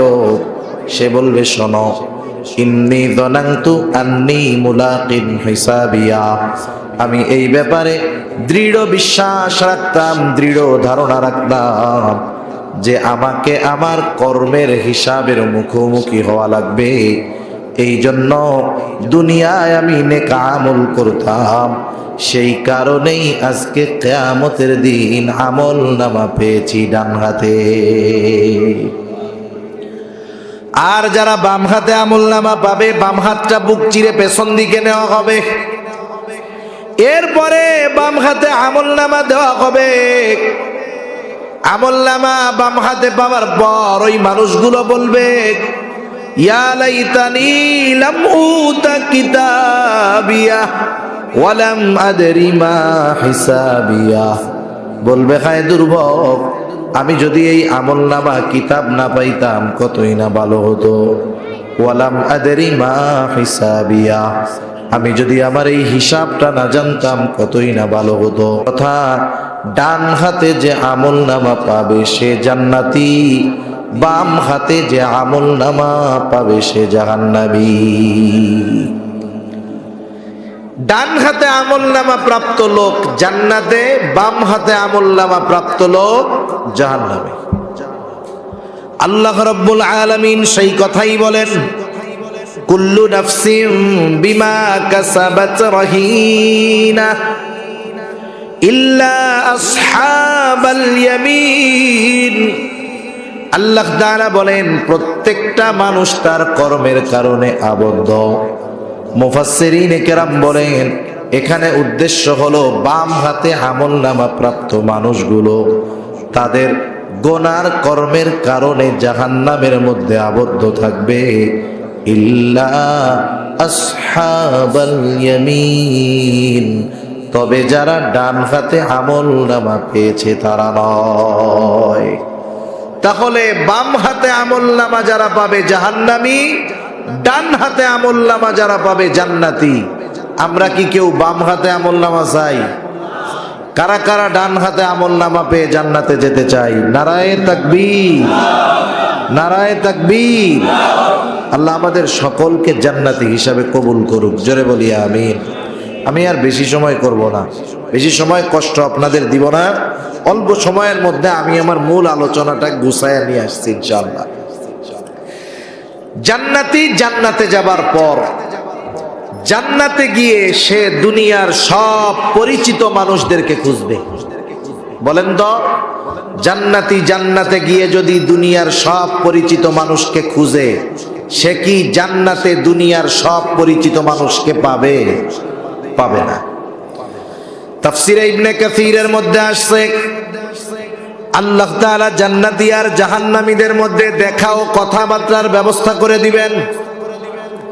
জান্নাতি জাহান্নামীকে দেখবে, জাহান্নামী জান্নাতীকে দেখবে। জান্নাত কি যখন জাহান্নামের দিকে তাকায় দেখবে, দুনিয়ার অনেক পরিচিত মানুষ ওই জাহান্নামের শাস্তি ভোগ করতেছে। হয়তো তার কাছের বন্ধু, আত্মীয় স্বজন, প্রিয়জন। এই দৃশ্য যখন লোকটা দেখবে, সে আল্লাহর দরবারে কৃতজ্ঞতার মাত্রা বাড়ায়া দিবে। সে বলবে, আল্লাহ, দুনিয়ায় তো ওদের সাথে চলতাম, ওদের সাথে আমার সম্পর্ক ছিল, চলাফেরা ছিল। আল্লাহ, আপনি যদি আমার প্রতি দয়া না করতেন আল্লাহ, আজকে হয়তো আমাকেও ওদের সাথে জাহান্নামের মধ্যে থাকা লাগতো। আপনি আমার প্রতি দয়া করেছেন বিদায় আজকে আমি জান্নাতে আসতে পেরেছি। এইবার জাহান্নামী জান্নাতের দিকে তাকায় দেখবে, জান্নাতের মধ্যে তার পরিচিত আপনজন প্রিয়জন অনেকে জান্নাতের নাজ নেয়ামত ভোগ করতেছে, সে জাহান্নামের শাস্তি ভোগ করতেছে। এই দৃশ্যটা দেখবার পর এমনিতেই তো জাহান্নামে যাওয়ার কষ্ট, এই দৃশ্য দেখার পর তার আফসোসটা বেড়ে যাবে। কারণ তার প্রিয়জন আপনজন জান্নাতে, সে জাহান্নামে। সে দুনিয়ার কিছু সময়ের জন্য আফসোস করবে, যেই সময়গুলো ভালো কাজ করার সুযোগ থাকার পরেও করে নাই। বাজারে একই সাথে দোকানদারি করে, ব্যবসা করে। এক দোকানদার আজান হলে নামাজে যায়, আর একজন আজান হলে নামাজে যায় না। বলেন তো এমন আছে না নাই? বন্ধুরা একই মাঠে খেলে, একসাথে খেলে, একই সাথে চলে। আজান দিল, নামাজের সময় হলো, 2 জন নামাজ পড়তে যায়, 10 জন যায় না। বন্ধুরা একসাথে চলে, 2 জন ভালো কাজ করে, বাকিগুলা মন্দ কাজ করে। হয় কি হয় না? এই যে যারা মন্দ কাজ করছে, নেকের কাজ করে নাই, ওরা তখন আফসোস করবে আর বলবে, আহারে আমরা যদি দুনিয়ায় ওদের সাথেই তো থাকতাম, যদি মসজিদে যাইতাম, নামাজি হইতাম, গোনার কাজ থেকে যদি বাঁচতাম, তাহলে আজকে আমিও ওদের সাথে জান্নাতে থাকতে পারতাম। এই যে আফসোস, এই আফসোস তাদের অন্তরে, তো আফসোসের কারণে কষ্টটা বেশি অনুভব হবে। এবার আল্লাহ তাআলা তাদের মধ্যে কথার ব্যবস্থা করে দিবে। কারণ জান্নাতি বান্দাদের জানতে মন চায়, আমার আপনজন প্রিয়জন কেন জাহান্নামী হলো। আল্লাহ তাআলা জানায় দেন, ফি জান্নাতি ইয়াতাসাআলুনা আনিল মুজরিমিন। জান্নাতীরা পরস্পর মুজরিম পাপী তথা জাহান্নামীদেরকে জিজ্ঞাসা করবে, মা সালাকাকুম ফি সাকর। জান্নাতীরা পরস্পর ওই জাহান্নামীদেরকে জিজ্ঞাসা করবে, তোমরা জাহান্নামে যাওয়ার কারণ কি? কোন কারণে তোমরা জাহান্নামে গেলা? কারণ দুনিয়ায় তো একসাথেই চলতাম, একে অপরের পরিচিত ছিলাম, একই মাঠে খেলতাম, একই বাজারে ব্যবসা করতাম, একই অফিসে চাকরি করতাম। আমরা জান্নাতি, তোমরা কোন কারণে জাহান্নামী হলা? এইবার জাহান্নামীরা তাদের জাহান্নামে যাওয়ার 4টি কারণ বলবে। কয়টা কারণ? আরো জোরে, কয়টা কারণ? এই জাহান্নামীরা বলবে, এই 4 কারণে আমরা জাহান্নামী। এই সূরার এই আয়াতগুলোর আলোকে আজকের মাহফিল থেকে আমাদের যেই জিনিসটা নিয়ে যেতে হবে সেটা হলো, মাহফিলের শেষে এক একটা খিচুড়ির প্যাকেট, নাকি? এগুলো নিয়ে যেতে হবে। ওইটা কি আসল? আরে ওইটা তো হাদিয়া দিছে। কি কথা শুনতেছি! আমার জীবন পরিবর্তনের জন্য যা দরকার, আমার আখিরাত সুন্দরের জন্য যা দরকার, আমার জাহান্নাম থেকে বাঁচার জন্য যা দরকার, জান্নাতে যাওয়ার জন্য যা দরকার, সেই পাথেয়গুলো যত্ন সহকারে স্মরণ রেখে আমলে পরিণত করতে হবে ইনশাআল্লাহ। জাহান্নামীরা যেই 4 কারণে জাহান্নামী হবে, এই কারণগুলো যদি আমাদের কারো মধ্যে থাকে, আমরা কি রাখবো না বাদ দিয়ে দিব? নিজে নিজে অন্তরে প্রতিজ্ঞাবদ্ধ হন, হাত উঁচা কইরা ওয়াদা করানোর কোনো জরুরত নাই যে আমার মধ্যে যদি ওই জাহান্নামীদের কর্মগুলো থাকে, আমি ওগুলো বাদ দিয়ে দিব। দেখেন, এক লোকের 2 পায়ে এমন অসুস্থতা হয়েছে, ডাক্তার পরীক্ষা নিরীক্ষা করে বলতেছে, আপনার যদি জান বাঁচাইতে হয় 2 পা কেটে ফেলতে হবে রাম থেকে, আপনি আর হাঁটতে পারবেন না। বলেন তো, ডাক্তার যদি কাউকে এই কথা বলে, জীবন বাঁচাতে হলে 2 পা কেটে ফেলতে হবে, আপনি কি পা রাখবেন না জীবন বাঁচাবেন? জীবন বাঁচাইলে পা থাকবে? এখন ডাক্তারের যদি বলেন, হ্যাঁ ডাক্তার পা 2টা কেটে ফেলান, আপনি নিয়ে যাইয়েন, কিন্তু আমি টাকা পয়সা দিতে পারবো না, এটা হবে? বরং হসপিটালে ভর্তি হবেন, টাকা পয়সা দিবেন, বেড ভাড়া দিবেন, ওষুধ খাবেন, যেই ডাক্তার ঠ্যাং দুইটা কাইটা ফেলছে আসার সময় তারে ধন্যবাদও দিয়ে আসবেন যে আপনি খুব সুন্দর অপারেশন করছেন, আল্লাহর রহমতে আপনার অপারেশন সাকসেসফুল করেছেন আল্লাহ, এই জন্য হয়তো দুনিয়ার মুখ দেখতে পারবো আর কিছুদিন। কাইটা ফেলাইলো ঠ্যাং, দিয়ে আসলেন ধন্যবাদ। তাহলে জীবনের ক্ষেত্রে জীবন বাঁচানোর জন্য দুই পা মূল্যহীন। আবার যদি কোনো রোগে কেউ আক্রান্ত হয়, ডাক্তার যদি বলে পাও তো দুইটা নাই আপনার, দুই হাতের যেই অবস্থা, বাঁচতে হইলে দুই হাতও কাটতে হবে, কি করবেন? হাত দুইটা কেটে ফেলবো, তবুও বেঁচে থাকতে চাই। ধরতে পারবো না, চলতে পারবো না, এরপরেও বেঁচে থাকাটা আমাদের কাছে কত দামি, যে হাত পা যদি কেটেও ফেলতে হয় আমরা পিছপা হই না। কিন্তু আফসোস, আমরা জাহান্নাম থেকে বাঁচার জন্য কিছু কাজ করার দরকার, কিছু কাজ ত্যাগ করার দরকার। জীবন বাঁচানোর জন্য হাত পা কাটতে পরোয়া করি না, অথচ জাহান্নাম থেকে বাঁচার জন্য কিছু ভালো কাজ করি না, কিছু মন্দ কাজ ছাড়ি না। এটা আমাদের বদনসিব, ঠিক কিনা বলেন? সেজন্য অনুরোধ থাকবে করজোড়ে আপনাদের কাছে যে আমরা এই চারটি কারণ জানার পর আমাদের মধ্যে যদি ওই জাহান্নামে যাওয়ার কোনো কারণ থাকে, আমরা এগুলো ত্যাগ করব ইনশাআল্লাহ। বেশি সময় আর আমি নিব না ইনশাআল্লাহ, 20 মিনিটের মধ্যে আমার আলোচনা শেষ হয়ে যাবে। জাহান্নামীরা এবার তাদের জাহান্নামে যাওয়ার কারণগুলো বর্ণনা করবে। আল্লাহ তাআলা জানায় দেন, তারা বলবে ক্বালু লাম নাকু মিনাল মুসাল্লিন। জাহান্নামীরা তাদের জাহান্নামে যাওয়ার 1 নাম্বার কারণ বলবে লাম নাকু মিনাল মুসাল্লিন, আমরা মুসল্লি ছিলাম না, মুসল্লি ছিলাম না। মুসল্লি কাকে বলে? সপ্তাহে একদিন মসজিদে হাজিরা দিলে সে মুসল্লি নয়। আমাদের ঢাকা শহরে মাঝে মধ্যে দেখা যায় 5 তলা 7 তলা মসজিদ, জুমার দিন পুরা মসজিদ ভরপুর, ছাদেও জায়গা নাই, নামাজের জন্য মানুষের জায়গা না পেয়ে রাস্তায় দাঁড়ায় গেছে মসজিদের সামনে। মসজিদের ভিতরে যত মানুষ, তার চাইতে বাহিরে আরো বেশি মানুষ। ওই মহল্লার ওই দিনের আসরের নামাজে যদি খোঁজ নেওয়া হয়, দেখা যাবে জুমার সময় যেই মসজিদে জায়গা নাই, রাস্তাও ফিলাপ, ওই মসজিদে ওই দিনের আসরের নামাজে নিচের তালার 3 কাতারও ভরে না। তাহলে বোঝা গেল আমাদের দেশের অধিকাংশ সাপ্তাহিক মুসল্লি, অরিজিনাল মুসল্লি সপ্তাহে একদিন মসজিদে হাজিরা দিলে হবে না।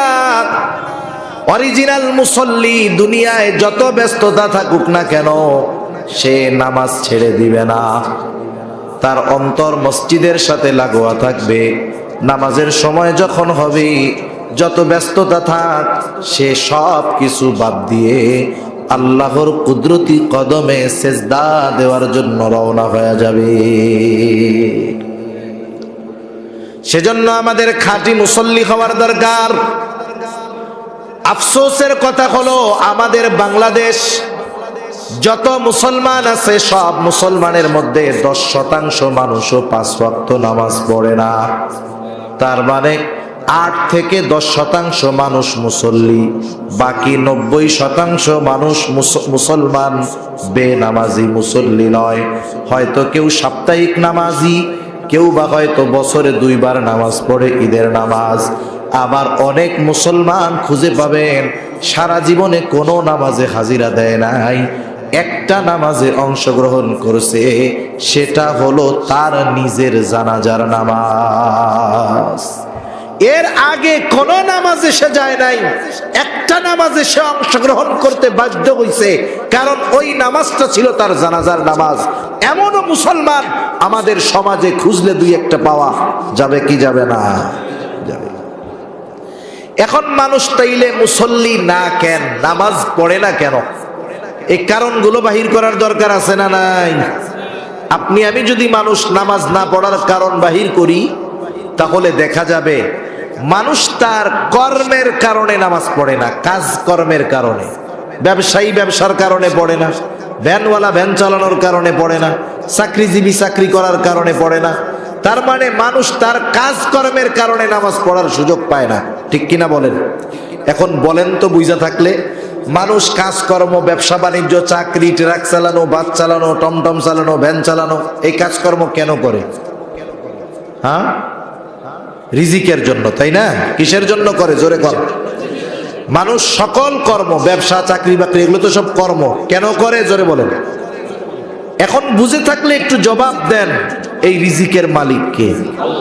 আরো জোরে, কে? ইমানদার এই কথা দৃঢ়ভাবে বিশ্বাস করতে হবে যে আমার কর্ম আমাকে রিজিক দেয় না। কর্ম হয়তো করি, কিন্তু মূলত রিজিক দেয় কে? আল্লাহ তাআলা দেয়। রিজিকের মালিক রিজিক পাওয়ার যেই পদ্ধতি বলছে, সেই পদ্ধতি বাদ দিয়ে যদি আমরা রিজিক তালাশ করি, হয়তো রিজিক পাবো, কিন্তু বরকত থাকবে না। কি থাকবে না? বরকত থাকবে না। এখন রিজিকের মালিক কোন কাজ করলে রিজিক পাওয়া যাবে? রিজিকের মালিক বইলা দিছে, আমি আপনাদের একটু বলবো। রিজিকের মালিক বলে, ওয়া'মুর আহলাকা বিস-সালাতি ওয়াসতাবির আলাইহা লা নাসআলুকা রিজকা। রিজিকের মালিক বলে, গোলাম তুমি তোমার অধীনস্থদেরকে নামাজের আদেশ করো, তুমিও নামাজের উপরে অটল থাকো। তার মানে গোলাম ঘরের মানুষদেরকে মুসল্লি বানাও, তুমি নিজে মুসল্লি হয়ে যাও, তাইলে কি হবে? রিজিকের মালিক বলে, গোলাম লা নাসআলুকা রিজকা, আমি আল্লাহ তোমার কাছে রিজিক চাই না। তুমি মুসল্লি, তোমার ঘরের মানুষ যদি মুসল্লি হয়ে যায়, আল্লাহ তাআলা বলতেছেন নাহনু নারযুকুকা, আমি আল্লাহ তোমরা মুসল্লি হওয়ার কারণে তোমাকে আমি আল্লাহ রিজিক দিয়ে দিব। এখন আমার একটু বুঝে থাকলে জবাব দিবেন, যেই মানুষগুলো রুজি উপার্জনের বাহানা দিয়ে নামাজ বাদ দেয়, এরা চালাক না বোকা? নিঃসন্দেহে এরা বোকা। আল্লাহ তাআলা বললেন, গোলাম নামাজি হয়ে যাও, ঘরের মানুষদেরকে নামাজি বানাও, আমি আল্লাহ তোমাকে রিজিক দিয়ে দিব। সেই জন্য অনুরোধ করে বলবো, কাজ থাকবে, কর্ম থাকবে, ব্যবসা থাকবে। আপনি দোকান খুইলা বইসা আছেন, ওই দিক দিয়া দেখবেন নামাজের ইকামত শুরু হওয়ার টাইম হয়ে গেল, কাস্টমারের ভিড় দেখবেন। মনে কইরেন না, আমাদের এলাকায় তো বলে কাস্টমার লক্ষ্মী, এ কথা বলা জায়েজ নাই। ওদের ভাষায় কাস্টমার হলো এটা আমার জন্য একবারে লক্ষ্মী কয় আর কি, মানে সৌভাগ্য, কাস্টমার আসলে ভালো। নামাজের সময় আসলো যে কাস্টমার, আপনি বুঝবেন আল্লাহ পরীক্ষার জন্য পাঠাইছে। দেখি এইগুলার লোভে নামাজ বাদ দেয় কিনা, এগুলো আল্লাহর পরীক্ষা হতে পারে। সেজন্য অনুরোধ থাকবে, নামাজি হয়ে যাই, মুসল্লি হই। আল্লাহ তাআলার ওয়াদা কখনো মিথ্যা হতে পারে না, চিন্তার কোনো কারণ নাই। হয়তো উপার্জন কম হবে, কিন্তু নামাজি হওয়ার কারণে ওই অল্প উপার্জনে বরকত যিনি দিবেন তিনি কে?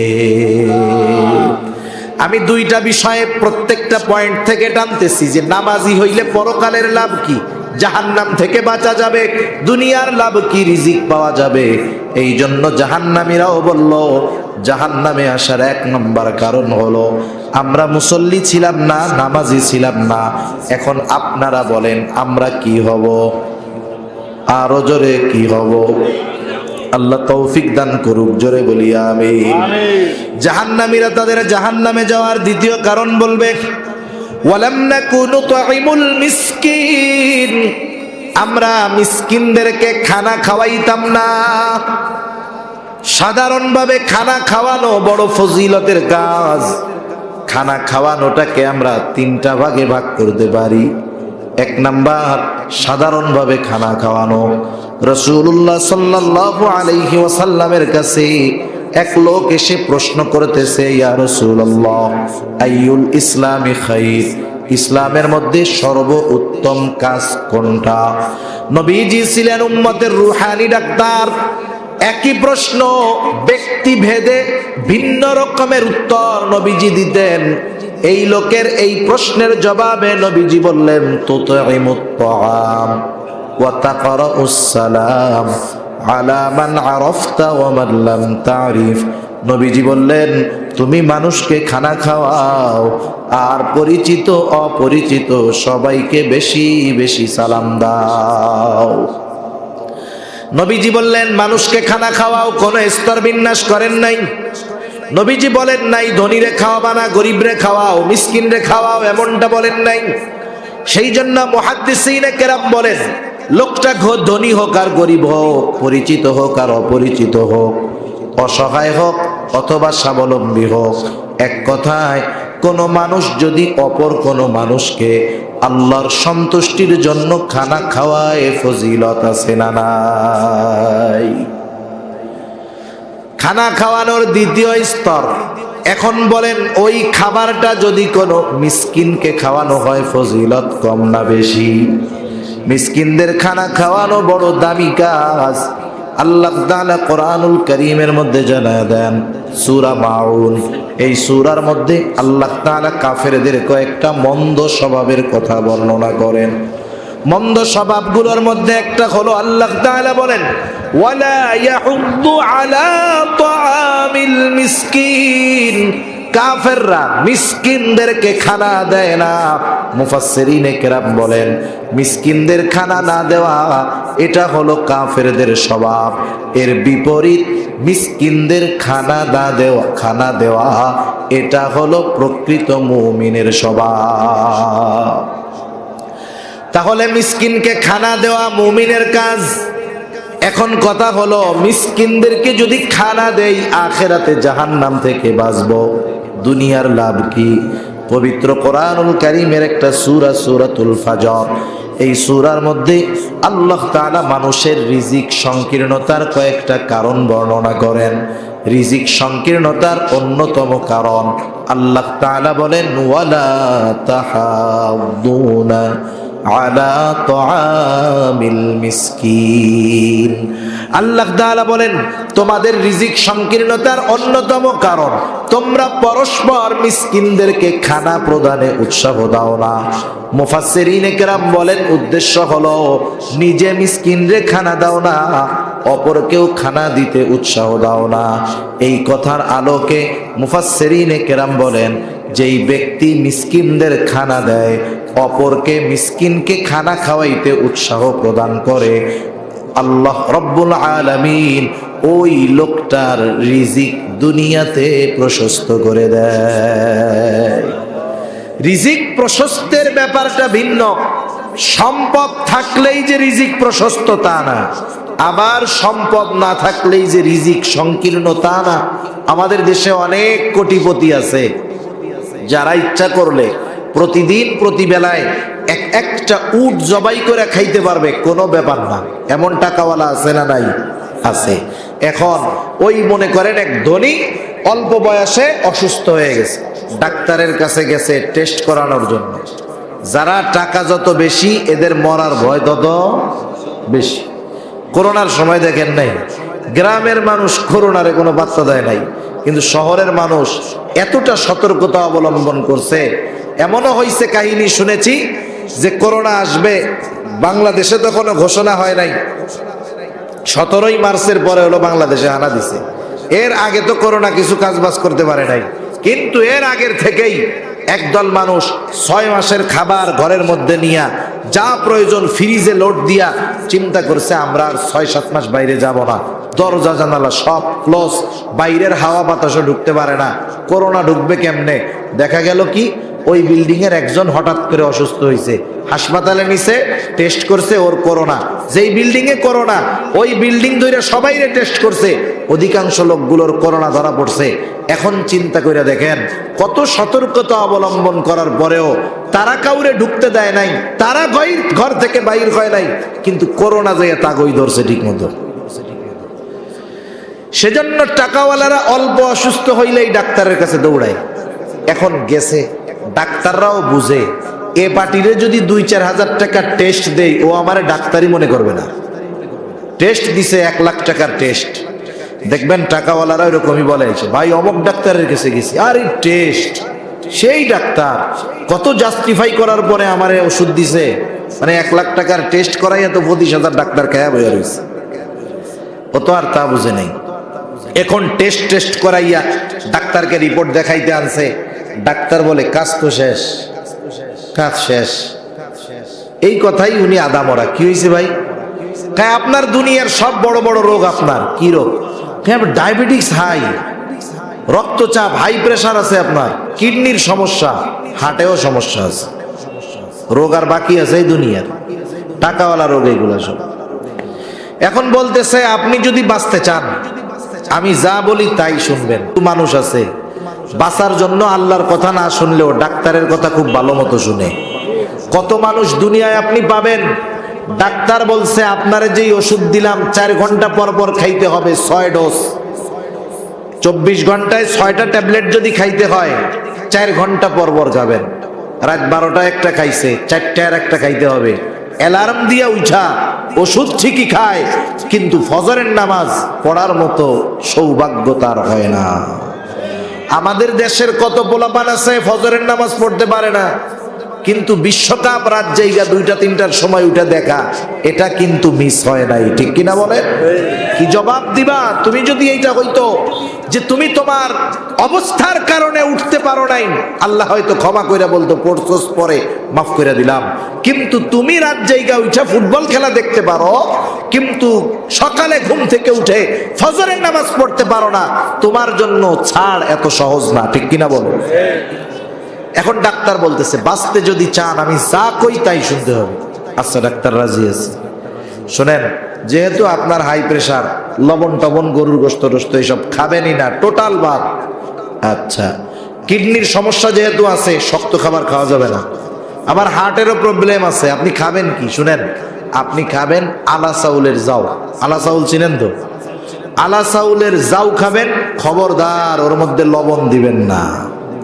একটু বলেন তো, আলা চাউলের জাউ রান্না কইরা লবণ ছাড়া যদি ছাগলের সামনে দেন খাবে? ও এক চাটা দিয়া বলবে আই ডোন্ট লাইক, এটা আমি আর খাবো না। একটু চিন্তা করে দেখেন, সম্পদের অভাব নাই, আল্লাহ তাআলা চাইলে ক্লোজ কইরা দিতে পারে কি পারে না? আবার কত আল্লাহর বান্দা আছে সম্পদ নাই, কিন্তু আল্লাহ তাআলা এমন খাওন খাওয়ায় যে তার মাসের যে বেতন, 6 মাসের বেতন এক জায়গা করলে 1 মাসে যা খায় 6 মাসের বেতন দিয়েও কিনা খাইতে পারবে না। ঠিক কিনা বলেন? সেজন্য রিজিক সংকীর্ণতা, রিজিক প্রশস্ততার বিষয়টা সম্পদের সাথে সম্পৃক্ত নয়। আমরা যদি মিসকিনদের খানা খাওয়াই, অপরকে উৎসাহ দেই, তাহলে আমাদের রিজিক প্রশস্ত করবেন কে? খানা খাওয়ানোর তৃতীয় স্তর, মিসকিন অসহায় ক্ষুধার্ত মানুষ যদি আমার আপনার প্রতিবেশী হয়, তাহলে ওই প্রতিবেশী অসহায়কে খানা দেওয়া শুধু ফজিলতের কাজ নয়, ঈমান সম্পৃক্ত বিষয়। নবীজি বলেন লাইসাল মুমিন আল্লাযী ইয়াশবাউ, ওই লোকটা মুমিন নয় যে নিজে পেট ভরে খায় আর তার প্রতিবেশী তার পাশে অভুক্ত কাটায়। সেজন্য রোজার মাস আসতেছে, অনেকে এখনই চিন্তা করতেছে 1 বস্তা ছোলা কিনা রাখবো, 1 বস্তা খেজুর, বেসন, সব দাম বাড়ার আগে আগে যা লাগে সব কিনা রাখবো। দেখা যাবে আমি আপনি ইফতারের সময় 5-6 প্রকারের আইটেম সামনে নিয়ে বসে আছি, আর আমার প্রতিবেশী তখন দেখা যাবে পান্তা ভাত আর শুকনা মরিচ পোড়ায়া ইফতারের জন্য অপেক্ষা করতেছে। আমি 6 আইটেম সামনে নিয়া এরপরেও আরো 1 আইটেমের জন্য আফসোস হয়, কিন্তু আমার প্রতিবেশী পান্তা ভাত আর মরিচ পোড়া নিয়ে অপেক্ষা করতেছে। এমনটা শোভনীয় নয়। যদি এমনটা হয় বুঝতে হবে আমি আপনি প্রকৃত মুমিন হতে পারি নাই। সেজন্য প্রতিবেশীর দিকে খেয়াল রাখবো। মূল কথা, জাহান্নামীরা বলল ওয়ালাম নাকু নুতঈমুল মিসকিন, জাহান্নামে আসার দ্বিতীয় কারণ আমরা মিসকিনদেরকে খানা দিতাম না। আমরা মিসকিনদের খানা খাওয়াবো, জাহান্নাম থেকে বাঁচতে পারবো, দুনিয়ার রিজিক আল্লাহ প্রশস্ত করে দিবে। 3 নাম্বার কারণ, তারা বলবে ওয়া কুন্না নাখুদু মাআল খাইদিন, আমরা অনর্থক মজলিসে যারা মগ্ন থাকত তাদের সাথে গিয়ে আমরা বসতাম। আমাদের দেশের প্রত্যেকটা চায়ের দোকানের মজলিস অনর্থক মজলিস আছে না নাই? চার দোকান হলো এমন এক জায়গা, এক জায়গায় সব কিছু পাওয়া যায়। সুপার মার্কেট, ঢাকা শহরে কিছু মার্কেট আছে, এটা কয় সুপার শপ। একেবারে যা দরকার A to Z সব পাওয়া যায়। আর চার দোকান হইল সুপার জ্ঞানীদের জায়গা। ওই জায়গা যাবেন ডাক্তার, ইঞ্জিনিয়ার, উকিল, ব্যারিস্টার সব আছে। বৈশা থাকে চার দোকানে, যুদ্ধ বন্ধ করে দেয় ইউক্রেন রাশিয়া। চায় চুমুক দেয়ার করে পুতিন যে কি করে আমি বুঝি না। একটা মাইরা দিলেই তো ইউক্রেন শেষ। এ বুদ্ধি দেয় না এরকম। কি করে বৈশা আছে কই, খবর লাগায় কই। আদার ব্যাপারী জাহাজের খবর নেওয়া আমাদের একটা অভ্যাস হয়ে গেছে। এই যে মজলিসগুলো, এই সব জায়গায় যা হয় অনর্থক কাজ আর কথাবার্তা, দুনিয়ার কোনো লাভ নাই, আখিরাতের কোনো লাভ নাই। সেজন্য দুই ধরনের মজলিস ছাড়া বাকি সব মজলিস এগুলো আমাদের জাহান্নামে যাওয়ার কারণ হতে পারে। সেজন্য যেই মজলিসে দুনিয়ার বৈধ কল্যাণ আছে আর যেই মজলিসে আখিরাতের কল্যাণ আছে, এই দুই ধরনের মজলিস ছাড়া যত মজলিস আছে সবগুলো জাহান্নামে যাওয়ার কারণ হবে। কারণ চার দোকানের মজলিসের মধ্যে গীবতের আখড়া। গীবত বুঝেন তো? গীবত, গীবত তো আমাদের গীবাত কইতেও মজা লাগে, শুনতেও মজা লাগে। কি মজার মজা! কতজন গীবত করে, আবার বাধা দিলে বলে এই মিয়া মিথ্যা কথা কইছি নাকি, ওর মধ্যে দোষ আছে বইলাই তো কইতাছে, বলে না এরকম? তাহলে গীবতটা কাকে বলে? গীবত হলো কোন ব্যক্তির দোষ তার অনুপস্থিতিতে আলোচনা করা, চর্চা করা। যদি উদ্দেশ্য এমন হয়, এমন ব্যক্তির কাছে বলা হয় যার দ্বারা ওই ব্যক্তির পরিবর্তন সাধিত হতে পারে, তার কাছে বলা ভিন্ন কথা। কিন্তু আমরা তো দোষ চর্চা করি, এটা কত খারাপ! রাসূলুল্লাহ সাল্লাল্লাহু আলাইহি ওয়াসাল্লাম বলেন, আল গীবাতু আশাদ্দু মিনাজ জিনা। গীবত জিনার চাইতেও জঘন্য।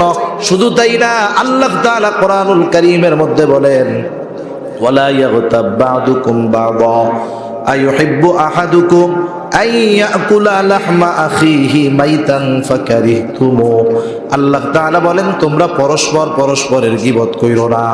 তোমরা কি এটা পছন্দ করো যে তোমরা তোমাদের মৃত ভাইয়ের গোশত খাবা? আল্লাহ তাআলাই বলেন ফাকারিহতুমু, তোমরা সেটাকে অপছন্দ করো, অথচ তোমরা এক ভাই অপর ভাইয়ের গীবত করার মাধ্যমে মৃত ভাইয়ের গোশত খাও। মা বোনরা আছে নাকি? শুনতেছে? আছে। এই যে রোজার মাস আসতেছে, রোজার মাসে যখন রোজা রাখবে মানুষ মনে করে না খাইয়া থাকার নামই হলো রোজা। আসলে বিষয়টা এমন নয়, বরং প্রত্যেকটা অঙ্গ প্রত্যঙ্গের রোজা আছে। রোজা রেখে যদি কেউ গুনাহ করে, রোজার যেই ফজিলত সেগুলা থেকে সে বঞ্চিত হবে। ফরজিয়ত হয়তো আদায় হবে, কিন্তু রোজার যেই ফজিলত সেগুলা থেকে সে বঞ্চিত হবে। আমাদের দেশে অনেক সময় হয়, রোজার মাসে তো সকালেও রান্না নাই, দুপুরেও রান্না নেই। অনেক সময় আমাদের মা বোনেরা এক জায়গায় বসেন, এক জায়গায় বসে ভালো কথাই শুরু করেন, কিন্তু ভালো কথা থেকে এক সময় আস্তে আস্তে ওই মজলিসটা গীবতের মজলিসে পরিণত হয়ে যায়। ঠিক কিনা বলেন? এজন্য এই রোজার মাসে মা বোনদের প্রতিও বিশেষ অনুরোধ থাকবে, আমরা এই ধরনের হালাকা, এই ধরনের মজলিস কায়েম করব না। সারা বছরই তো কষ্ট থাকে। গ্রামের মানুষ যারা গৃহস্থ ফ্যামিলি, এদের সারা বছরই এক ফসলের পরে আর এক ফসলের কর্ম থাকে। রোজার মাস সকলেই চিন্তা করে কাজের চাপটা একটু কমায়া দিতে। এই ফাঁকে আমরা একটু কিতাবাদি পড়বো, কোরআন শরীফটা একটু পড়বো, কিছু মাসলা মাসাইল জানবো, কিছু দ্বীনি মুযাকারা করব। তাহলে কি হবে? আমার রোজা রাখাও হবে, রোজার যেই ফজিলত সেটাও আমি পাবো। কিন্তু রোজা রেখে যদি গুনাহ করি, রোজার ফরজিয়ত আদায় হবে ঠিক, কিন্তু রোজার যেই অনেক ফজিলতের কথা হাদিসের মধ্যে আসছে সবগুলো থেকে আমাদের বঞ্চিত হতে হবে। সেজন্য রোজা রাইখা গুনাহ করব না, বলেন ইনশাআল্লাহ। অনর্থক মজলিসে আমরা লিপ্ত হইতাম। 4 নাম্বার, তারা বলবে ওয়া কুন্না নুকাদ্দিবু বিয়াউমিদ্দিন, আমরা কিয়ামতের দিবসকে অস্বীকার করতাম। মুফাসসিরিনে কেরাম বলেন দুটো দিক হতে পারে। একটা হলো কিয়ামতকে অস্বীকার করা, কিয়ামত অস্বীকার করলে জাহান্নাম, কোনো সন্দেহ নাই। আর একটা হলো কিয়ামত অস্বীকার করে না, তবে কিয়ামতের ব্যাপারে উদাসীন, গাফেল, ও জাহান্নামে যাবে।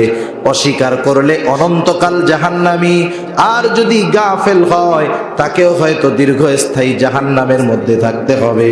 এইবার জাহান্নামীরা বলবে এভাবে চলছে দুনিয়া, নামাজ পড়লাম না, মিসকিনদের খানা দিলাম না, অনর্থক মজলিসে সময় কাটায় দিলাম, আমরা কিয়ামতের ব্যাপারে উদাসীন ছিলাম। এভাবে চলছে দুনিয়া, হায়াত ফুরায় গেল। হাত্তা আতানাল ইয়াকিন, দৃঢ় সত্যের আগমন ঘটলো, অর্থাৎ মৃত্যুর আগমন ঘটলো। মারা গেলাম, তাওবা করতে পারলাম না, ভালো কাজ করতে পারলাম না, এখন আমাদের ঠিকানা হলো জাহান্নাম। তাহলে একটু চিন্তা করে দেখেন, স্পষ্টভাবে আল্লাহ তাআলা জানায় দিলেন সূরা মুদ্দাসসিরের এই আয়াতগুলোর আলোকে, জাহান্নামীরা কয় কারণে জাহান্নামী? আরো জোরে বলেন, কয় কারণে? এক নাম্বার, ওরা মুসল্লি নয়, আমরা মুসল্লি হব। দুই নাম্বার, ওরা মিসকিনদের খানা দিত না, আমরা মিসকিন অসহায়দেরকে খানা দিব। তারা অনর্থক মজলিসে বৈশা মগ্ন হতো, অনর্থক কথাবার্তায় লিপ্ত থাকতো, আমরা অনর্থক মজলিস ত্যাগ করব। চার নাম্বার, তারা কিয়ামতের ব্যাপারে অবিশ্বাসী, উদাসীন ছিল, আমরা কিয়ামতের ব্যাপারে দৃঢ় বিশ্বাসী হব। জোরে বলে ইনশাআল্লাহ, আরো জোরে ইনশাআল্লাহ। সর্বশেষ 1-2 মিনিটে কথা বলে আমি শেষ করে দিব, মূল সময় আমার শেষ। এখন আসেন একটু চিন্তা করে দেখেন, এতটুকু চিন্তা মাথার মধ্যে নিয়ে একটু বাড়িতে যাবেন, একটু চিন্তা করে দেখেন তো যে আল্লাহ তাআলা কোরআনুল কারীমের মধ্যে বলছেন যে যারা দুনিয়াতে ভালো কাজ করে না, ইমানদার বেঈমান, যারা ভালো কাজ করে না, নেক কাজ করে না, দান সাদকা করে না, নামাজ কালাম পড়ে না, এরা মারা যাওয়ার পরে এরা আফসোস করে। এরা মারা যাওয়ার পরে কি করে? আফসোস করে। এই আফসোস আমরা কেউ দেখিও না, শুনিও না, কিন্তু যিনি দেখেন, যিনি শোনেন, তিনি কে? আল্লাহ। এখন আফসোস কি জন্য করে জানেন? আফসোস করে হায়াতের জন্য। কিসের জন্য? বলে আল্লাহ আমাদেরকে একটু সময় দিয়া দুনিয়াতে যাওয়ার একটু সুযোগ দেন। কি বলে? একটু সময় দেন আমাদের।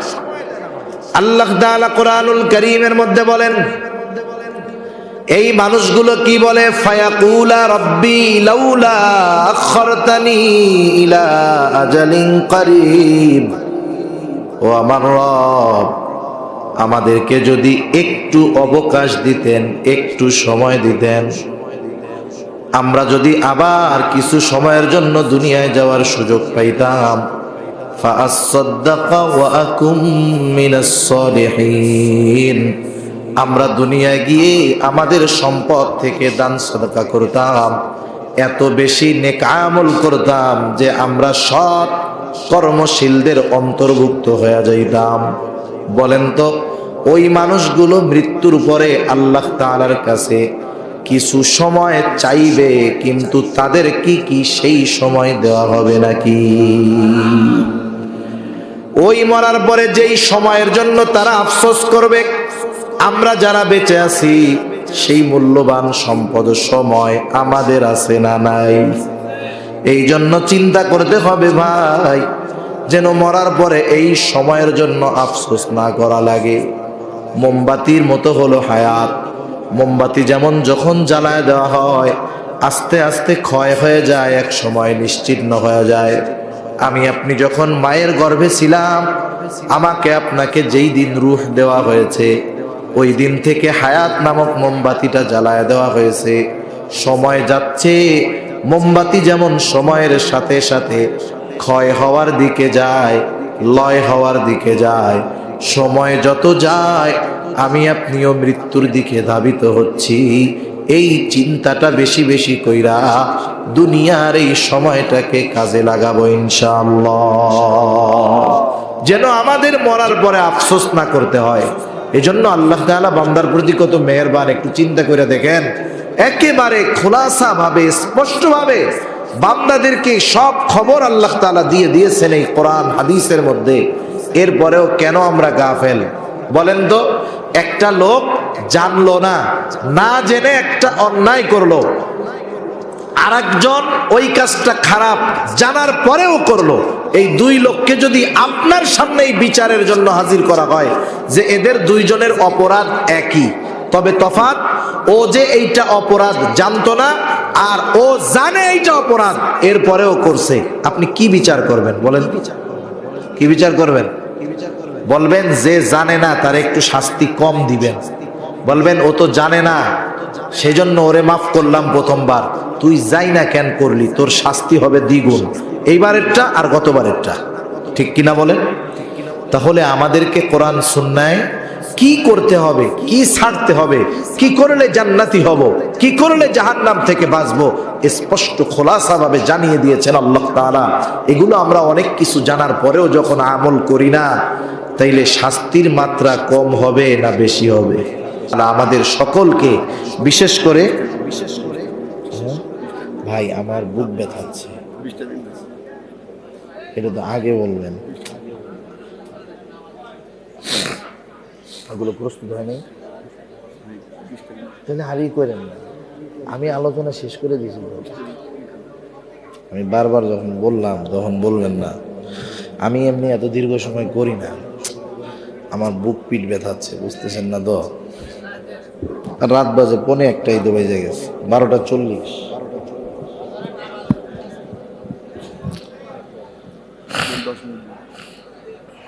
আমি কি বলবো বলেন? আমি তো একটা বিষয় নিয়ে আলোচনা করছি, আর বিষয়টা তো আমি টাইনে দিচ্ছি শেষ করে, আপনি বুঝতেছেন না?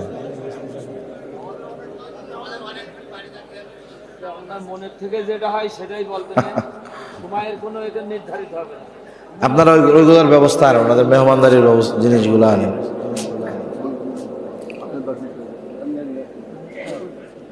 যাই হোক, মূল বিষয়গুলো হলো সময়ের মূল্যায়নটা, এটা বোঝা। সময় আমাদের এ দুনিয়ার সবচাইতে দামি এক সম্পদ, দুনিয়ার অন্যতম দামি সম্পদ এক সময়। এখন সুযোগ আছে, সময় আছে, আমরা এই সুযোগ এবং সময়গুলোকে নেকে ভালো কাজে পরিণত করার চেষ্টা করব। কখন কার মৃত্যু আসে বিষয়টা বলা যায় না, কখন হায়াত ফুরিয়ে যায় এটা বলা যায় না। অনেক সময় আমরা মনে করি যে আমরা যখন বৃদ্ধ হব এরপরে মনে হয় আমাদের মরণ হবে, কিন্তু মৃত্যু আসার শর্ত এটা না যে বুড়া হইলে মরবে, যুবক যে সে মরবে না, বিষয়টা এমন নয়। কখন মৃত্যু হবে এটা বলা যায় না, আমাদের প্রত্যেকের একটা নির্ধারিত সময় আছে। যখন আমি আপনি মায়ের গর্ভে ছিলাম, আল্লাহ সুবহানাহু ওয়া তাআলা যখন ফেরেশতাকে পাঠিয়ে দিয়েছে যে ওই রূহ আমার আপনার মধ্যে যখন ফুঁকে দেওয়া হয়েছে, ওই সময় আমার আপনার দেহের সাথে এই রূহ কতদিন থাকবে এই বিষয়টা আল্লাহ তাআলা নির্ধারিত করে দিয়েছেন।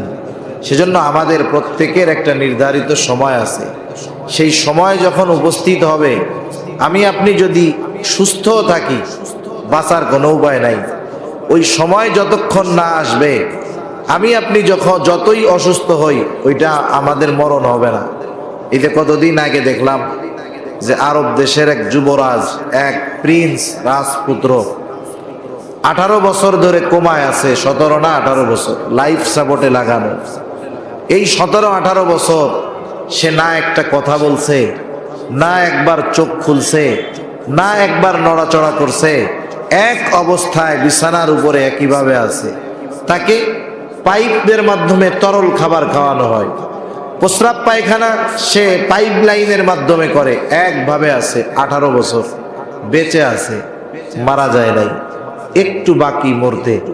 এত অসুস্থতার পরেও আল্লাহ তাআলা তাকে বাঁচায় রাখছেন, কারণ হলো তার হায়াত এখনো ফুরায় নাই।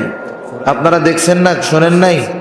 এই যে তুরস্কের ভূমিকম্পে 10 দিন পরেও সুস্থ সুস্থ মানুষকে উদ্ধার করা হয়েছে। 10 দিন কোথায়? ধ্বংসস্তূপের কত নিচে, যেখানে বাতাস পৌঁছানো কঠিন, খাবার পৌঁছানো কঠিন, হায়াত আছে। আল্লাহ তাআলা ওই জায়গায় বাঁচায় রাখছে। গর্ভবতী মহিলা, ভূমিকম্পে তার গর্ভপাত হয়ে গেছে, মহিলা পরিবারের সব মারা গেছে, কিন্তু ওই সদ্য ভূমিষ্ঠ ওই ছোট বাচ্চা ভূমিষ্ঠ হয়েছে মাত্র, মার দুধ পর্যন্ত পান করতে পারে নাই, অথচ ওই বাচ্চাটাকেও বাঁচায় রাখছে কে? সেজন্য হায়াত এক জটিল দামি জিনিস। থাকতে এর মূল্যায়ন আমরা যদি না বুঝি, যখন থাকবে না, দাম বুঝবো, কিন্তু করার কিছু আমাদের থাকবে না। সেজন্য হায়াত আছে। যুবক ভাই যারা আছেন, তরুণ যারা আছেন, অনেকে মনে করে যৌবনকাল এটা মনে হয় গুনাহ করার টাইম। অনেক অভিভাবক আমার জানা আছে এরকম, তার ছেলে যুবক মানুষ অপরাধ করছে, তিনি নামাজি মানুষ, মসজিদে আছেন, মসজিদ কমিটির দায়িত্বেও আছেন। ওনার কাছে একদল মানুষ এসে ওনার সন্তানের ওই অপরাধের ব্যাপারে অভিযোগ দিয়েছে যে আপনার ছেলে এই কাজটা করছে। এক্ষেত্রে বাবার দায়িত্ব কি? বাবার দায়িত্ব হলো ওই সন্তানকে শাসন করা, ঠিক কিনা? উপস্থিত মানুষের সামনে উনি কি জবাব দিলেন জানেন? বলে, আরে যৌবনকালে এটা একটু কইরাই থাকে, আমরাও কত করছি। ওনার ছেলের ব্যাপারে অভিযোগ দেওয়া হলো, উনি কি বললেন? যৌবনকালে এটা করেই থাকে, আমরাও কত করছি। এর দ্বারা কি হলো? উনি ওনার ওই সন্তানকে এই কাজে বাধা না দিয়ে আরো কেমন যেন উৎসাহী করলেন। উনি বুঝাইতে চাইলেন যে যৌবনকাল এটা মনে হয় গুনাহ করার টাইম। আমাদের তরুণ যুবক ভাইয়েরা এটা মনে করে অনেক ক্ষেত্রে যে আমরা তরুণ, আমরা যুবক, আমরা এখন কিশোর, আমরা প্রাইমারি পাড়ি দিয়ে হাই স্কুলে উঠেছি, হাই স্কুল থেকে আমরা এখন কলেজে গিয়েছি, কলেজ থেকে যখন ভার্সিটিতে যায় ওরা তো মনে করে আমরা দুনিয়ার যৌবনের পাখা মেলে উঠতেছি। হায় হায়, ইসলাম বিদ্বেষীরা তরুণ, কিশোর, যুবকদেরকে টার্গেট করে তাদের চরিত্র ধ্বংসের মিশনে নামছে। অথচ দেখেন ইসলাম যৌবনকালের ব্যাপারে কতটা গুরুত্ব দেয়। কিয়ামতের দিন প্রত্যেকটা মানুষকে 5টা করে প্রশ্ন করা হবে। কয়টা প্রশ্ন? 5 প্রশ্ন। যারা নাবালক তাদের অবস্থা ভিন্ন। 5 প্রশ্নের মধ্যে সবচাইতে গুরুত্বপূর্ণ প্রশ্ন হলো তুমি তোমার যৌবনকাল কিভাবে অতিবাহিত করছো। স্পেশাল প্রশ্ন যে তুমি তোমার যৌবনকাল কিভাবে অতিবাহিত করেছো। শুধু তাই না, রাসূল আকরাম সাল্লাল্লাহু আলাইহি ওয়াসাল্লামও যৌবনকালের ইবাদতের গুরুত্ব বোঝাতে গিয়ে বলেন, হাসরের দিন, কিয়ামতের দিন 9,30,00,000 মাইল দূরের ওই সূর্যটা মানুষের একেবারে নিকটে থাকবে। এত দূরে সূর্য, তাই এই গরমের সময় কি তাপ, আর যখন একেবারে কাছে থাকবে কি অবস্থা হবে। নবীজি সাল্লাল্লাহু আলাইহি ওয়াসাল্লাম বলেন, কোথাও কোনো ছায়া থাকবে না আরশের ছায়া ছাড়া। নবীজি বলেন ওই আরশের ছায়ায় 7 শ্রেণীর মানুষ স্থান পাবে। কয় শ্রেণীর মানুষ? 7 শ্রেণীর মানুষ। এর মধ্যে 1 শ্রেণীর মানুষ হলো ওই যুবক যে তার যৌবনকাল ইবাদতের মাধ্যমে অতিবাহিত করেছে। ওই যুবক আরশের ছায়ায় পাবে। এই ধরনের হাদিস দ্বারা এটাই বোঝা যায় যে ইসলাম আমাদেরকে সুস্থ থাকা অবস্থায় যৌবনের ইবাদতের ব্যাপারে উদ্বুদ্ধ করে, আর ইসলাম বিদ্বেষীরা আমাদের যৌবনকালকে এনজয়ের টাইম মনে করার জন্য আমাদের উদ্বুদ্ধ করে। ঠিক কিনা বলেন? আচ্ছা দেখেন তো, অনেকে আছেন সরকারি চাকরি করেন, 18, 19, 20 বছর বয়সে সরকারি চাকরি হলো, 63 বছর বয়সে আপনি রিটায়ারমেন্টে আসলেন। এই যে আপনার জীবনের সবচাইতে গুরুত্বপূর্ণ 40টা বছর আপনি গভর্নমেন্টকে সার্ভিস দিয়েছেন। 62 বছর বয়সে যখন আপনি বাড়ি আসছেন আপনি অকেজো, এটাই বাস্তবতা। এই 62-40 বছর আপনি যথাযথভাবে দায়িত্ব পালন করলেন বিধায় আপনার চাকরি যখন শেষ, গভর্নমেন্ট আপনাকে আশাহত করে নাই, টেনশনে রাখে নাই, আপনার চিন্তা করা লাগে নাই যে চাকরি শেষ করে এই 62 বছর বয়সে বাড়ি গিয়ে আমি কি খাবো। টেনশন করা লাগছে? আপনি আসার সময় আপনাকে এককালীন মোটা অঙ্কের একটা টাকা দিয়েছে, আবার প্রতি মাসে মাসে পেনশনের ব্যবস্থা করছে। আপনি হয়তো চিন্তা করতেন যে আমার তো স্ত্রী আছে, আমি মারা গেলে আমার বউ কি করবে। গভর্নমেন্ট কেমন যেন বলে দিচ্ছে, চিন্তা কইরো না, তুমি মরার পরে তোমার বউ এই ফ্যাসিলিটি পাবে। আপনার ছেলে একটা প্রতিবন্ধী আছে, আপনি চিন্তা করেন সবগুলো তো যেমন তেমন, ও কি করবে। কেমন যেন গভর্নমেন্ট বলতেছে টেনশন কইরো না, তুমি থাকবা না, তোমার স্ত্রী থাকবে না, তোমার এই ফ্যাসিলিটি তোমার ওই প্রতিবন্ধী সন্তানকে দেওয়া হবে। একটু চিন্তা করে দেখেন তো, দুনিয়ার একজন রাষ্ট্রপ্রধানের বা এক গভর্নমেন্টের দায়িত্ব যথাযথভাবে পালন করার পর জীবনের শেষ সময় এসে সে আশাহত করে না আগে চাকরি কইরা বেতন পাইতো, শেষ সময় চাকরি ছাড়া বেতন দেয়, ঠিক কিনা? এজন্য কোন ব্যক্তি যদি যৌবনকালে ইবাদত করে, সুস্থ অবস্থায় সে যেই ইবাদতগুলো করে, সে যদি কখনো অসুস্থ হয়ে যায়, এই সুস্থতাকালীন যেই ইবাদতগুলো করত অতিরিক্ত, অসুস্থতার সময় ইবাদত না করলেও আল্লাহ তাআলা সুস্থতার সময়ের সমপরিমাণ সওয়াব তার আমলনামায় দিয়ে দেয়। সুবহানাল্লাহ। এজন্য আমি যে কথাটা বোঝাতে চাইলাম যে এখন আমরা সুস্থ আছি, হায়াতটা বড় দামি, সময়টা বড় দামি, এখন যদি কাজে লাগাই তাইলে পরে আর আফসোস করতে হবে না। আল্লাহ তাআলা আমাদের সবাইকে সময়ের দাম, সময়ের মূল্য বোঝার তৌফিক দান করুন। সকলে বলি আমিন, আরো জোরে বলি আমিন। দোয়া হয়ে যাবে এখন। আপনারা একটু মেহরবানি করে কাতার ধরে বসবে, একটু লাইনটা সোজা করে বসি, জিকিরের সাথে সাথে আউট কথা না বলি, আমরা একটু লাইন ধরে বসি যাতে আপনাদের কাছে মেহমানদারির এগুলা পৌঁছাতে একটু সুবিধা হয়। লা ইলাহা ইল্লাল্লাহ।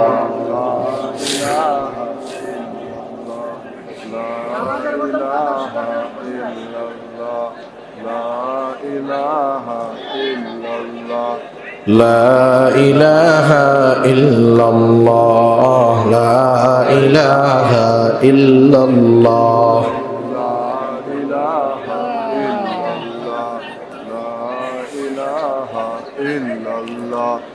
লা ইলাহা ইল্লাল্লাহ, লা ইলাহা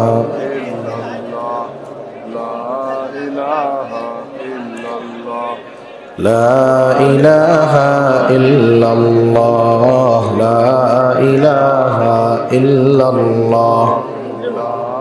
এই কিছু বলার দরকার হলে মাইকে বলেন, মাইকে বলে দেন।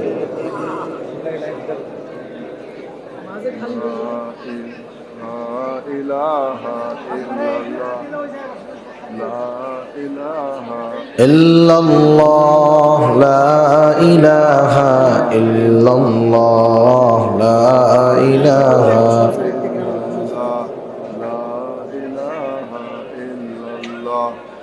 লা ইলাহা ইল্লাল্লাহ, লা ইলাহা ইল্লাল্লাহ, লা ইলাহা ইল্লাল্লাহ, লা ইলাহা লা ইলাহা ইল্লাল্লাহ, লা ইলাহা ইল্লাল্লাহ। দেওয়া শুরু করছে। আমরা সবাই দুরূদ শরীফ পাঠ করি। আল্লাহুম্মা সাল্লি আলা মুহাম্মদ ওয়া আলা আলি মুহাম্মাদিন কামা সাল্লাইতা আলা ইব্রাহিম ওয়া আলা আলি ইব্রাহিম ইন্নাকা হামিদুম মাজিদ। আল্লাহুম্মা বারিক আলা মুহাম্মাদিন ওয়া আলা আলি মুহাম্মাদিন কামা বারাকতা আলা ইব্রাহিম وعلى آل إبراهيم إنك حميد مجيد. الحمد لله رب العالمين والعاقبة للمتقين والصلاة والسلام على خير خلقه محمد وعلى آله وأصحابه أجمعين. ربنا ظلمنا أنفسنا وإن لم تغفر لنا وترحمنا لنكونن من الخاسرين. ربنا آتنا في الدنيا حسنة وفي الآخرة حسنة وقنا عذاب النار. ربنا فاغفر لنا ذنوبنا وكفر عنا سيئاتنا وتوفنا مع الأبرار. ربنا وآتنا ما وعدتنا على رسلك ولا تخزنا يوم القيامة إنك لا تخلف الميعاد اللهم حاسبنا حسابا يسيرا اللهم حاسبنا حسابا يسيرا اللهم إنك عفو كريم تحب العفو فاعف عنا اللهم إنك عفو كريم تحب العفو فاعف عنا ওগোদয়াময় আল্লাহ গভীর রাত পর্যন্ত দিনই আলোচনা করার পর গুনাহ মাখা হাত আমরা তুলে ধরেছি আল্লাহ আয় আল্লাহ রাত যত গভীর হয় দুনিয়ার মানুষের দরজাগুলো বন্ধ হয়ে যায় আর রাত যত গভীর হয় আপনার রহমতের দুয়ার তত উন্মোচিত হয় আয় আল্লাহ আমরা গুনাহগার আপনি তো গফফার আমরা গুনাহ করতে ভালোবাসি আল্লাহ আপনি ক্ষমা করতে ভালোবাসেন আপনি আপনার গফুর গফফার রহিম রহমান নামের ওসিলায় যে যেখান থেকে হাত উঁচু করেছে আমাদের প্রত্যেকের বিগত জীবনের সকল কবিরা সগীরা গুনাহগুলো মাফ করে দেন আয় আল্লাহ আমাদের আত্মীয় স্বজন যে যেখানে আছে মাফ করে দেন আল্লাহ যারা দুনিয়া ছেড়ে চলে গেছে তাদের মাফ করে কবরগুলো আপনি জান্নাতের টুকরো বানায়া দেন ইয়া রব্বাল আলামিন এলাকার আশেপাশে যত গোরস্থান আছে যত মুমিন মুমিনাত শায়িত আছে আল্লাহ সকলকে মাফ করে দেন কবরগুলো জান্নাতের টুকরো বানায়া দেন যেই সমস্ত মুরব্বীরা বেঁচে আছে সুস্থ দীর্ঘ নেক হায়াত আল্লাহ আপনি দিয়ে দেন ইয়া রব্বাল আলামিন আমাদের মধ্যে যারা অসুস্থ সুস্থতা দান করেন আল্লাহ আমাদের আত্মীয় স্বজন যাদের অসুস্থ আছে আয় আল্লাহ সকলকে আপনি পরিপূর্ণ সুস্থতা দান করেন ইয়া রব্বাল আলামিন খাস করে আল্লাহ আজকের এই মাহফিল আপনি কবুল আর মঞ্জুর করে নেন আয় আল্লাহ উলামায়ে কেরাম যা কিছু আলোচনা করেছেন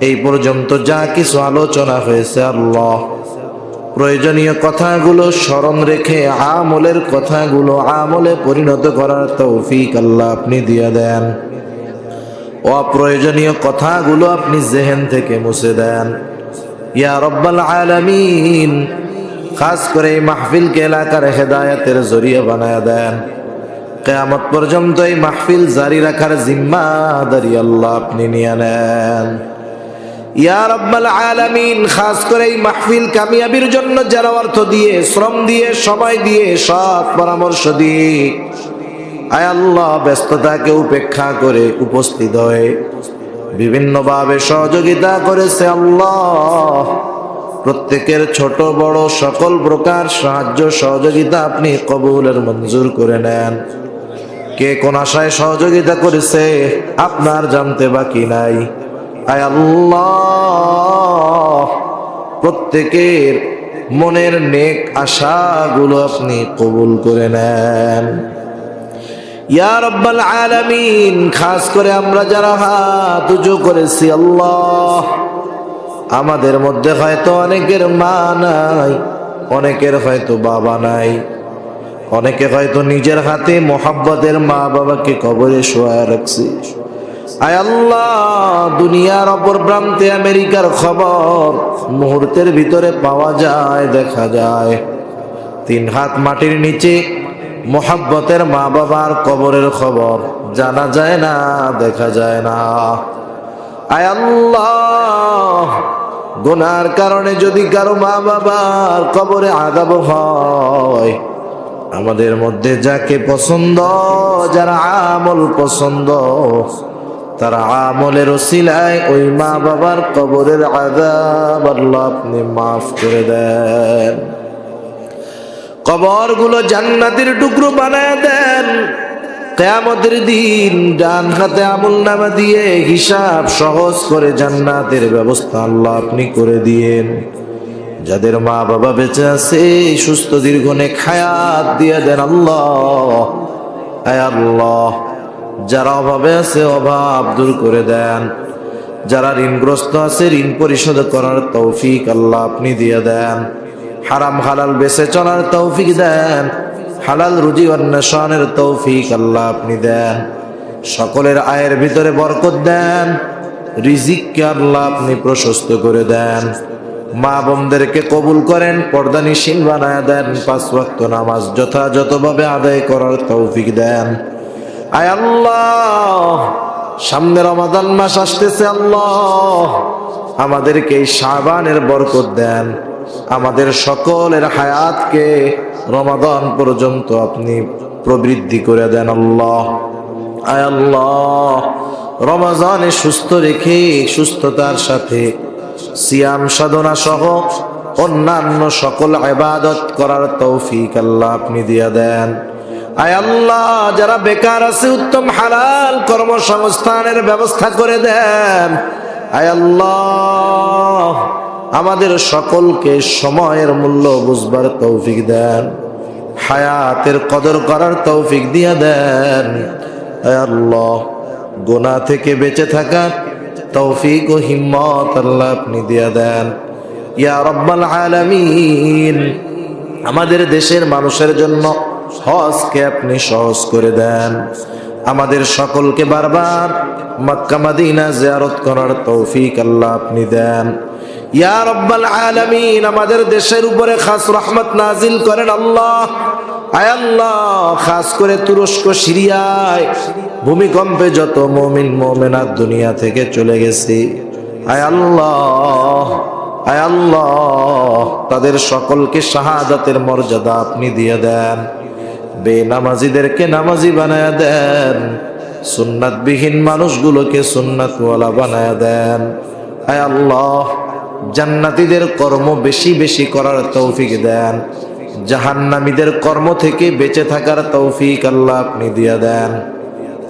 আয় আল্লাহ, কার মনে কি চাওয়া জানি না, সকলের মনের নেক চাওয়া নেক আশা কবুল করে নেন। আয় আল্লাহ, জীবনের অন্তিম মুহূর্তে যখন মালাকুল মউত মৃত্যুর পয়গাম নিয়ে হাজির হয়ে যাবে, আমাদের প্রত্যেকের জবানে আপনি তাওহীদের কালিমা নসিব করে দিয়ে। আল্লাহুম্মা ইন্না নাউযু বিকা মিনাল হাম্মি ওয়াল হাযান ওয়াল আজজি ওয়াল কাসাল ওয়াল জুবনি ওয়াল বুখুল ওয়া দালা'id দাইন ওয়া গলাবাতির রিজাল। رب اجعلني مقيم الصلاة ومن ذريتي ربنا وتقبل دعاء ربنا اغفر لي ولوالدي وللمؤمنين يوم يقوم الحساب ربنا هب لنا من أزواجنا وذرياتنا قرة أعين وجعلنا للمتقين إماما رب ارحمهما كما ربياني صغيرا رب ارحمهما كما ربياني صغيرا وصلى الله تعالى على خير خلقه محمد وعلى آله وأصحابه أجمعين آمين برحمتك يا أرحم الراحمين آمين.